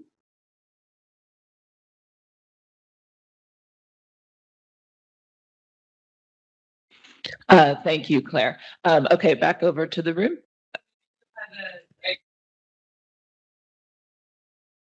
Direct to Vietnam. Vietnam showed only 2 years long that the feed-in tariff is the best way. They had exponential growth rates in photovoltaics for decentralized people, for homes and others. What in Vietnam failed was the integration of the renewable energy into the grid, and therefore they must stop it. But it is not an argument against the feed-in tariff. It is an argument to do more than the feed-in tariff, integration, storaging, and plenty other things. Okay, it was just, my name is Alexandra, and I'm from the Danish Energy Agency.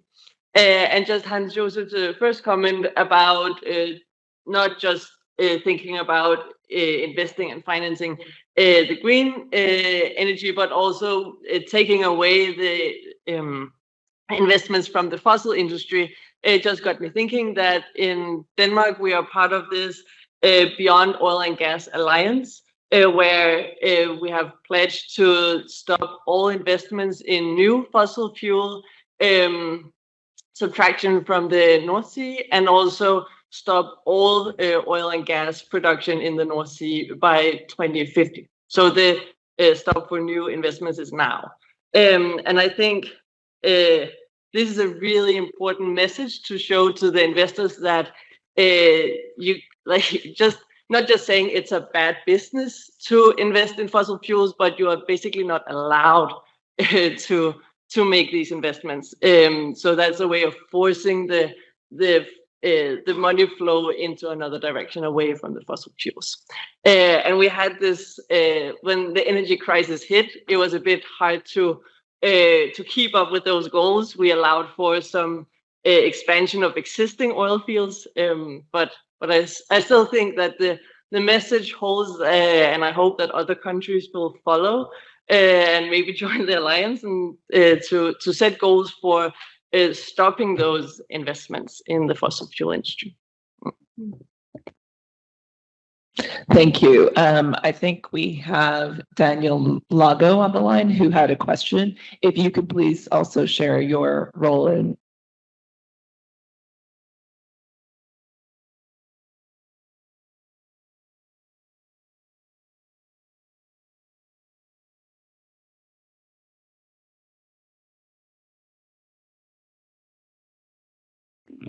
Can you hear us, Daniel?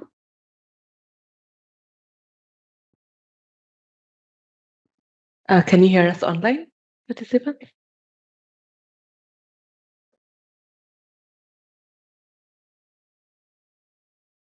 Oh, Daniel, please unmute. Can you hear us, Lucia? Can you hear us, anyone? I can hear you. Oh, okay, thank you. Daniel, please unmute.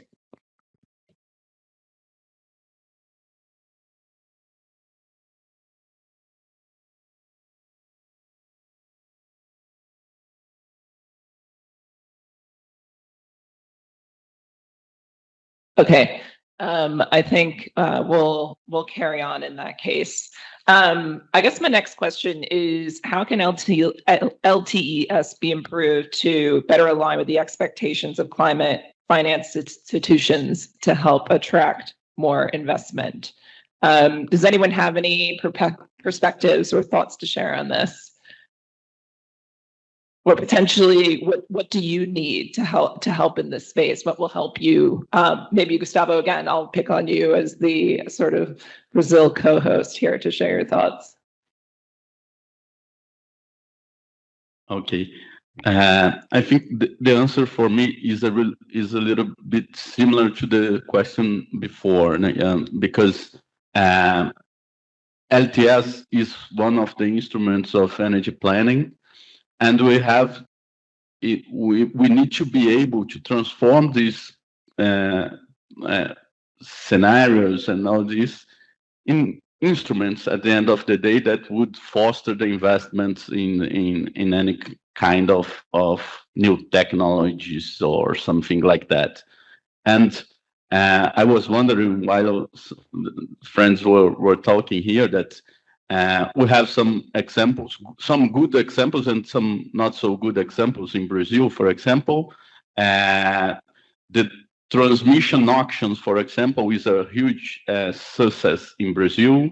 Last year, we had like 60 billion investments on energy transmission, and this is because we have the energy plans with long-term energy view, and then it's you have this transformation of the necessities of that plan in something that is needed, and of course it is a process that takes a long time, but time after time, then the market recognizes it as an instrument, and it makes easier to finance this kind of project and all these things. So transforming this view in some instruments which would foster the investments is something that is needed.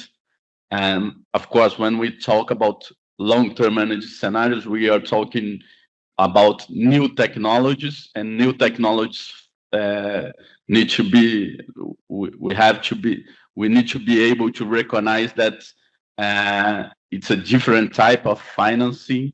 You must be more able to deal with more risks, and then I think government plays an important role, maybe as a starter or using the development banks, thinking about broader effects that one technology can have in a supply chain in the country. And in Brazil, our National Development Bank was key for the development, for example, of wind industry in Brazil. And it was articulated, of course, with the energy planning structure, because we have auctions and we have all these things, and they were kind of supporting at the very beginning. And then it takes, when it got bigger, then the market comes also, and this is something that is important. So I think the main question, the main point is to identify instruments in which we could bring the financial sector to be more able to deal with these new necessities of the energy system in a general way. Thanks for sharing. We also have Natasha on the line, who I think wanted to jump in. Yes, thank you so much, Elizabeth. I just wanted to add a little bit to the discussion about, the nexus of planning together with financing. So we know, for example, in Latin America, that they have, for most countries, joined what we call the RELAC, which is the Renewable Energy initiative that aims to have 80% of renewable in Latin America by 2030. And what does that mean in terms of planning? You need to have long-term planning to be able to not only enable regulatory framework, but you also need long-term planning to be able to know what's the cost of your investments. So for example, in the International Energy Agency report that was produced last year, where we co-edited that report, they estimate that you need about $240 billion in investments every year in Latin America to reach the net zero energy scenario, right? So, for example, we have seen that, I can give you the example of Chile, which is one of the countries I worked on for the past 3 years. So Chile, for example, has dramatically increased its level of renewable energy. And they have had auctions that have been very successful and pricings that have been very successful. But what has happened in Chile? The expansion of the generation for renewable has been absolutely phenomenal, but the expansion of transmission has not really happened. And as a result, you have had bottlenecks where you have a lot of energy that is generated from renewable that cannot then be transported because the transmission lines have not been expanded and they have not been either built. And this really resulted in a very difficult situation in Chile in about 12 months ago. Now things are getting better. But the issue is really related to planning. There has not been a planning, of the expansion of the transmission grid. So planning is very important, not only for the generation part, but also for the distribution and transmission part. And then the other part of planning really has to do with how do you build those investments? And you need, someone I think mentioned it earlier, you need long-term investments, and that requires long-term financing. Long-term financing requires also concessional financing because some of those new technologies, for example, green hydrogen, require, really significant upfront capital. And for that, you need to have long-term financing that also includes concessional financing. So you have to understand the whole cascade of events, right? Planning is very, very important. And we support planning, particularly, for the increase and the incorporation of new renewables. And then planning not only at the generation level, but distribution and transmission level as well. And to have those investments mapped out within a planning tool allows you then to unlock different, funding and funding facilities, from IDB and from other organizations. And funding itself is very important because then we rely on partners to help us with the concessionality part. So I just wanted to add a little bit to the discussion because we have really seen that planning is really, really key in order for countries to meet, their renewable energy goals by 2030.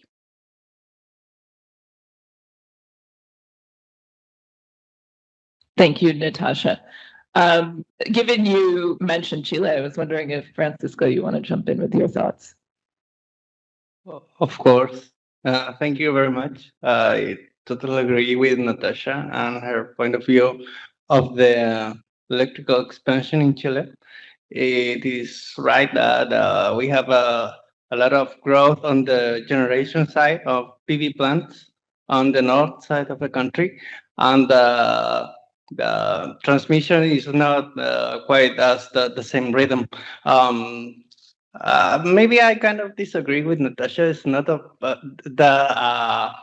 planification problem or fault. I think, as I said before, the energy sector in Chile is private. So we have a lot of sun in the north, and every company is free to install their own plant. And we have some transmission constraints, right? But we cannot force those companies not to install more capacity. Please stop. And they keep going. And they build and build some more. And we can't transmit that much energy. But there's still a lot of, today, we have a lot of more installing capacity every day. So, and there's power lines project, right? But we are planning some 3,000 megawatt capacity on one line, our first DC line. But we have a lot of problems in installing that. We call it the permit problems. So we are planning that that power line to 2029. So until then, we'll keep going on that same problem, because to get all the permissions to build that line takes a lot of time, a lot. So we know for a fact that when 2029, when that line is finally start working, it's going to be at full capacity, and we need another one. And so we are planning, what will we do? Okay, let's plan another line. But with the 10 or 15 years time frame, when you think the line and when you operate the line, we're going to keep going with the problem. So please stop building. Thank you. I think we have a comment over here. Hear me now? My name is Ilija Batas-Bjelic. I'm coming from Serbia, from Institute of Technical Science of Serbian Academy of Science. So I would like to answer to your very good question, which I was thinking few minutes, and now I think I can have an answer. So basically, your question is on that the governments doesn't have enough money. So usually governments are bankrupt. So they, let's say, go to the banks and then ask for money to invest. And when they go to bank, then or some let's say consultancy like Ernst Young, they can offer ACG financing. So they have some notes. They score your project. But the problem is that banks are scoring the projects separately, and you can have a very good project, but then you missed some project in that puzzle. And this is different from energy planning, where you have integrated energy planning, when you include all the projects you need in order to achieve sustainability. So that's kind of different approach. That's my discussion. Thank you. Hello, I'm Malene from the Danish Energy Agency. I just wanted to add to the discussion about the transmission line bottleneck. It sounds like in Chile it takes longer to build the transmission line than that it takes to build solar power. So what, and I guess that's the same problem in many places. I just wanted to share what we do in Denmark. At the Danish Energy Agency, we prepare every year a report where we outline all the planned projects for until 2050. And we prepare that report and give it to the utility company so that they can plan after it. And then we also add all the projects that we at the Danish Energy Agency think would be needed. So not only the actual projects that are in pipeline, but also the projects that we think will be necessary in order to meet the climate goal. And we have to make some quite rough assumptions on that. I mean, we have to assume that more wind power will be built than what is currently in the pipeline. But we do that every year as a report to the utility company. And that we have all sorts of, problems with that, because we have huge uncertainties and so on. But we have some orders of magnitude, and it's updated every year, so that the utility company can have some sort of guideline to plan after. I will underline the point that subsidizing with public money must fail for a great exponential growth rates for renewables, because the public budgets are overloaded with debts. There is mostly no money enough to have them. Therefore, we must find the investment with the private money. Private money is so plenty in the world, and we must allocate it that the private money will flow into renewables and not into fossil and nuclear. And feed-in tariff is this basic. When you make it correct, when you do not pay the surcharge for feed-in tariff from public money. In Germany, since 2 years, they did it, the politicians. A great mistake, because today we have the discussion in the public households how to finance the renewable growth. There is no money in the public budget. As long as we paid it from the electricity price from the consumer, there was no discussion about this. No, and we could create it. And there is also a fear that the feed-in tariff would raise the electricity price too high for the consumers. That's the discussion from the past. 10 years ago, it was a problem, yes. But now renewables are the cheapest option of investment into energy by the whole. Therefore, they cannot raise the electricity price to an amount that the consumers could not pay it. Therefore, it is the best option. And the last point, what I mentioned with Vietnam and others, yes, feed-in tariff, mostly like it used in the most nations, brings only an investment in solar here, in wind power there, in bioenergy on other place, and the grid operators do not know how to integrate it.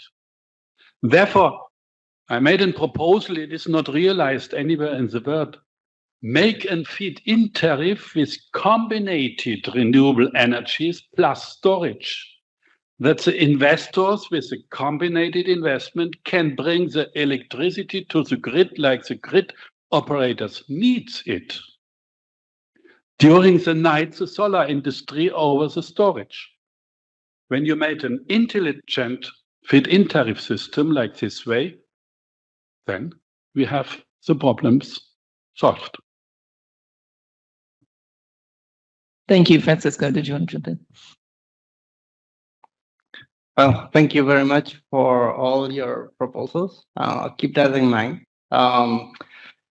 I think on Chile, it's got a really nice problem. I think every problem is an opportunity. I'll just point it like that. And we have a lot of sun on the north. It's one of the sunniest places in the world. So everyone wants to be there. On the transmission problem, yeah, it's a problem, but we are thinking outside of the box, maybe. We are planning a lot of storage, for example. 2 years ago, we weren't talking about storage, and now it's our main concern. We have 2 gigawatts on storage projects to build on the next year. So we're very happy about that, to use that energy that we are not using today, where we have a lot of curtailment. And we're happy. And new projects on solar power, I forgot to say that, they're also coming with storage, their own storage. So it's a very good solution to use the power line on the day and on the night.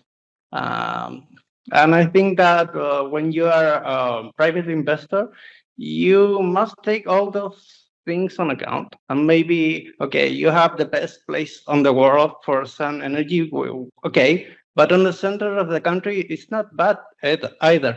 So you can start your project on the center of the country where the demand is. You forget about the transmission problem, and you can make your project even more profitable than on the sunniest place on the world. So I think it should be very nice to keep on account. On second thought, another issue, if I have a couple of minutes, yeah. I was thinking about in private investing. From a private point of view, I think that I'll preach to the choir, as so many people said. But I think for a private point of view, you need certainty, always. That's the most important thing when you invest in a project. So when you need, for example, political certainty, it's very common, from my point of view. I'll get on the political arena that when a government leaves and there comes usually the other government, the other side government, they say, oh, that one that went is very bad, so I'll erase everything and I'll build on my own. So there are many policies, for example, government that denies global warming, and it's not very good for a policy, for a long-term policy. And the certainty, I'll be back to that point, certainty, because you build something, you build a plan, a long-term plan, you convince all that investment, and then comes the another government and said, okay, let's erase that and start over. So I think it's not good from outside investments. So I think it's very important thing to keep that in account. On the other hand, prices. I think by being back to electrical thing, the price of electricity, I think it's very important. Natasha showed the difference on different countries on the price of electricity. And I thought on Chile, we are having kind of a trouble too. Before the pandemic, we had a social uprising, and the government decided to freeze the price of electricity for people. It seemed like a good idea in the middle of a social uprising and then the pandemic and everything. But when you froze the price of electricity, sorry, no, now, okay. So they froze the price of electricity, and it seemed like a good idea at the time, maybe. But we became we have accumulating that price because we have pandemic, we had a war on where, and the prices went up and we froze. So we became in debt to the private company, and now 5 years later, we are forced to pay that debt, and the prices of electricity for common people is rising about 80%. So when the prices of your monthly bill rises 80%, you're gonna shift from electricity. Believe me, you're going back to, I don't know, your diesel truck. You're going back to your kerosene stove. You're going back to everything but electricity. So in a long-term energy plan, it will change. It will change. So you need certainty. You need stability. You need all those things to make that possible. The appropriate investment. So thank you very much. Thank you. I think we had two raised hands in the room. Charlie in the corner, I think, had his hand raised for a while. I can't see him. And then over here next. Thank you very much. I would like to echo something that you said previously. And when we discuss, the grids and capacity, I would like to add the flexibility beyond storage to the discussion, and flexibility linking, of course, demand use sectors in planning. But I think this is a question for financial institutions, because flexibility and demand side management is a lot of OPEX as compared to CAPEX. And I think this poses other financing questions. That is just a question for financial institutions. How can we address this?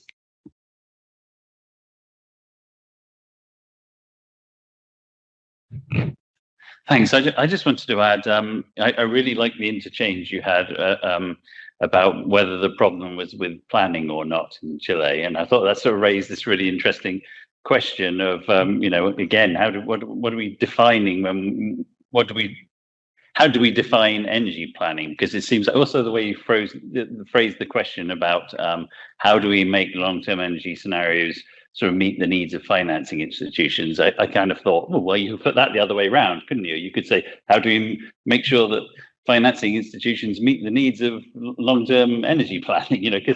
Because some things I think are a bigger question. I keep thinking today, we're trying to steer a super tanker with a small paddle here. We've got a very big question. We've got the biggest problem that the planet is facing. And the tools to address that problem are not sufficient given the size of the challenge, right? So, again, with energy planning, a lot of it doesn't come down to, like in Chile, does it come down to the fact that we didn't do our modeling right, or we weren't sort of planning the system correctly, quantitatively, or does it come down to the fact that we needed to sort of take a bigger perspective on things, and probably someone should have been thinking about the transmission 10 years earlier, but they weren't, because it's easy to build, it's easy to put in solar panels, but it's really hard to put in transmission lines, right? But I think there's even broader questions that are coming. If we think it's been difficult so far, we ain't seen nothing yet, right? Because we haven't thought about all the really massive changes that are going to be needed on the demand side. Once you have this energy transition. So I think we need to sort of broaden how we think of energy planning to address these broader challenges that are rapidly approaching and coming at us very fast now. Thank you, Farhan. You've been waiting for a while, and then we'll go to Sami. Yeah. Hello, everyone. This is Farhan from Energy Planning and Resource Center from Ministry of Planning. Government of Pakistan. Most of the participants either online or in person have discussed about the investment and the financing for the energy transition and the renewable energy. I just wanted to add, being from the developing country, there's also need for the discussion and the investment regarding the switching from the fossil fuel towards the renewable energy. Because if I say, being in Pakistan, more than 40% of power generation is being produced from the fossil fuel. And we have already a lot of capacity that is already a burden on the capacity payments to the end user. Alangsda discussed about something about the fossil fuel investment also. I just want to add that there is some kind of the financing or the investment needed for all those power plant producers who are already in the fossil fuel. They need or they are looking for investment from switching from the fossil fuel to the renewable energy, rather than an additional investment to bringing all the renewable plant on the other side. But they need from the switching from fossil fuel to the renewable energy, and that will be definitely affect on the end user consumer. Being a Pakistani, I'm facing a lot of power prices just because of the capacity charges. And due to that factor, and we are not allowing, as being a planner, we are not allowing the other capacity from the renewables. We have only 5% renewable in the power generation mix. And that's the reason, because we had already funded or invested in the fossil fuel. And we are now in a middle of situation, neither we can add the renewables more due to the overcapacity, and neither we can minimize the fossil fuel because we have the contract with the IPPs, individual power purchase producers. So there's a need for the developing country to discuss on the investment from switching to the fossils to the renewables. Thank you. Thank you. I think we have raised hands from Asami and then Claire online. Yes, thank you. Actually, I have a question. So we have been talking about how energy planning can attract and reach out to the financial sector. And we have heard that from the multilateral banks that they are really fully on board, recognizing the importance of energy planning. But when we speak with like private banks, they are not so much in tune with this kind of debate. And I was wondering if how relevant private banks are in this discussion, and if we need to engage them in this discussion, or if this is maybe not so relevant. I would maybe like to hear a perspective from Elizabeth, for example, and would like to know what are the so we've been talking about how to make how energy planning community can improve to attract the investment, but maybe also we should hear from the finance sector how the energy planning can be improved to make the energy planning more relevant for their investment decision. Thank you.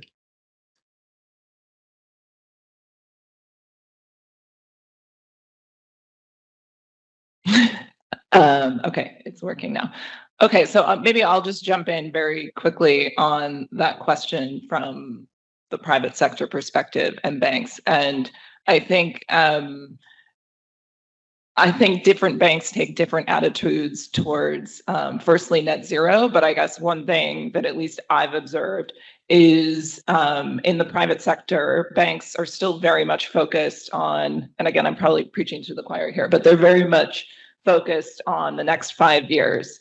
They're only required to hold capital to cover losses over the next 5 years at a maximum. Business planning processes cover a 5-year forward-looking period, basically at a maximum, unfortunately. I think a lot of banks have made net zero commitments, and they're now reflecting on that. And what does that actually mean in terms of how do they need to change their strategies in order to be able to accomplish those goals, which in turn will mean, I think, participating in forums like this to get better understanding and more expertise in areas such as the energy sector.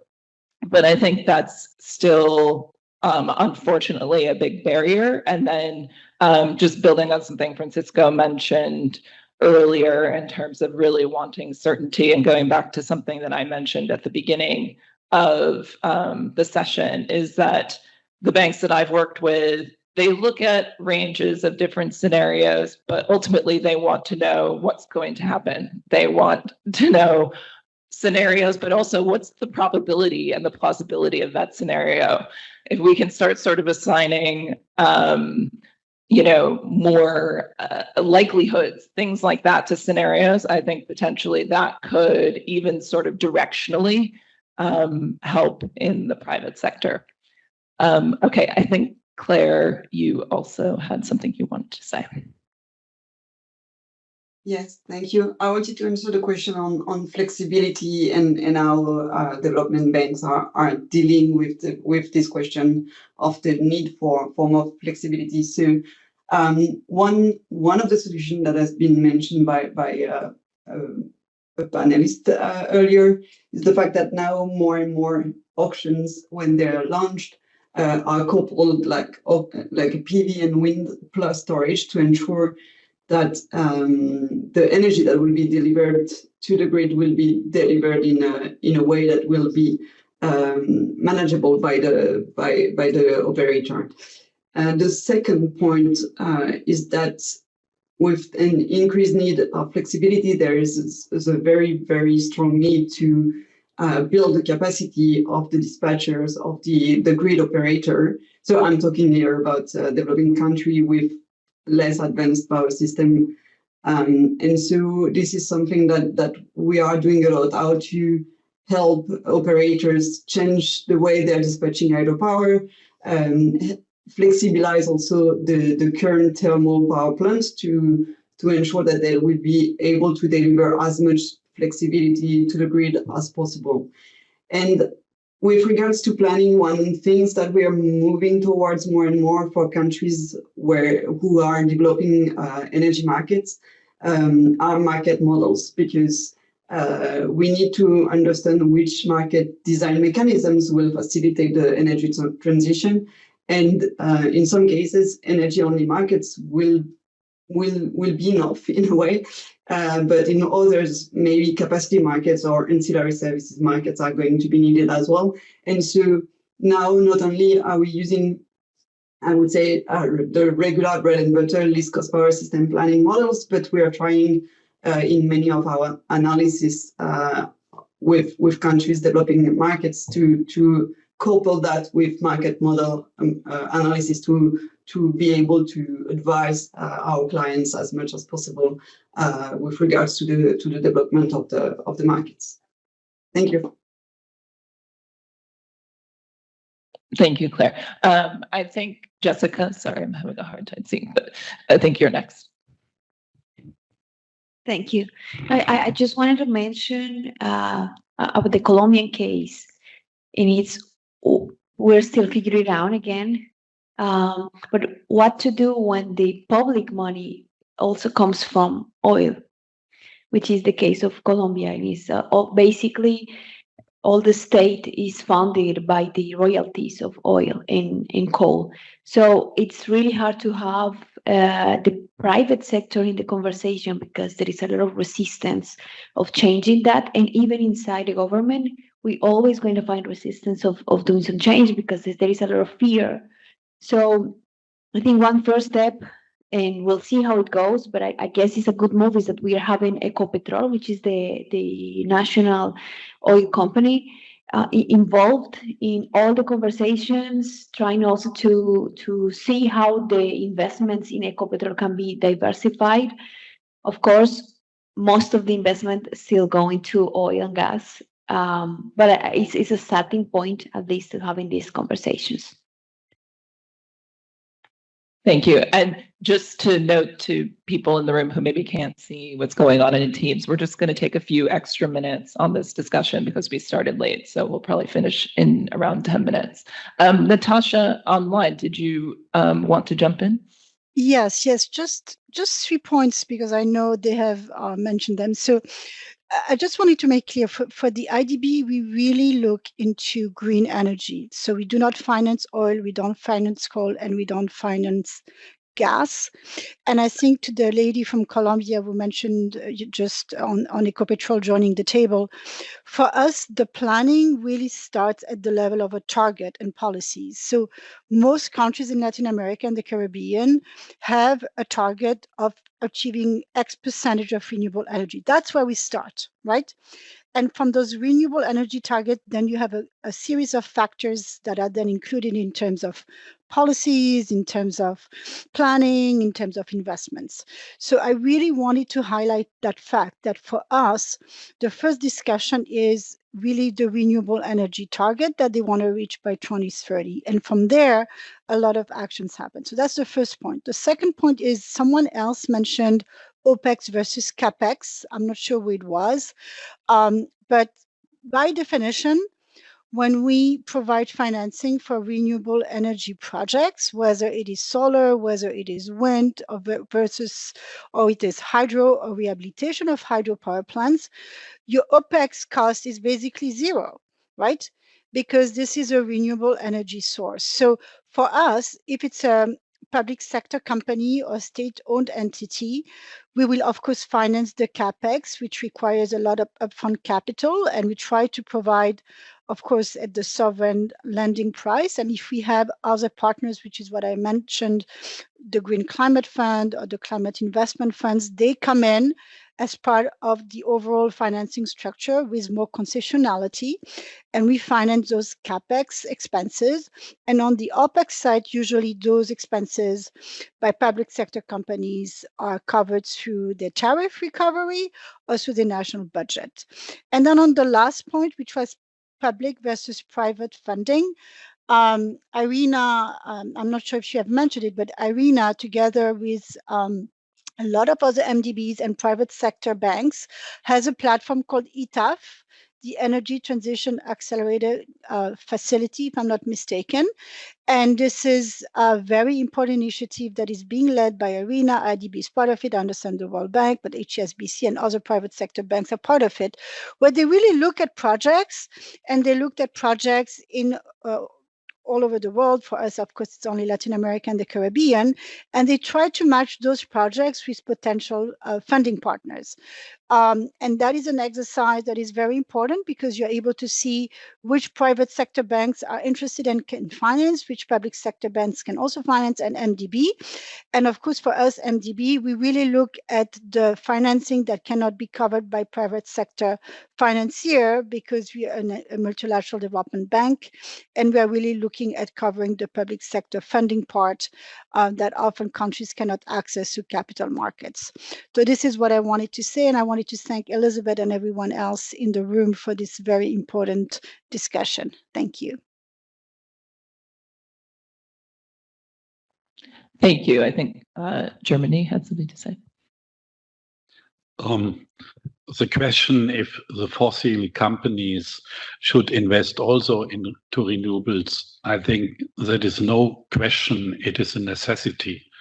The fossil companies should switch their business from fossil dirty climate polluting business into clean business.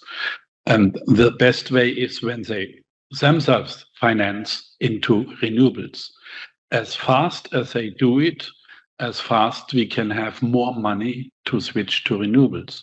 We can underline it with a movement in the finance industry called divestment. Divestment is a decision of plenty banks and others that they do not finance anymore any fossil investment, go only to climate protection investment. When the fossil companies see more and more divestment, then they will lose money. And all this brings themselves to the switch to renewables. We have no other chance. We cannot wait until all oil is burnt. Thank you. Does anyone else have any other thoughts they wanted to share before we start to wrap up?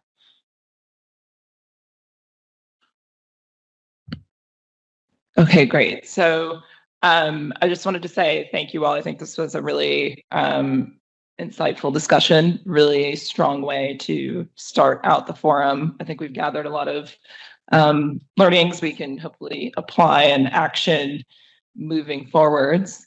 And yeah, I think that's a wrap for now. Was there anything that you guys needed to communicate in terms of the logistics? Okay, I'll hand it over to Irina then. Thank you, Elizabeth, and thank you all for participating. That was a very good, fast session and very engaging. At this point, I'd like us to take our lunch break, and we will be back at 1:40 p.m. Lunch is served in the foyer, the same place we had the tea in the morning. Please exit to the right. For the online participants, thank you for joining us. We will restart the online session at 1:45 p.m. But for those in person, please be back by 1:40 so that we get everything ready. In the meantime, the online session will continue running, but we welcome you online participants to take a break now. Thank you. Thank you very much. Bye-bye.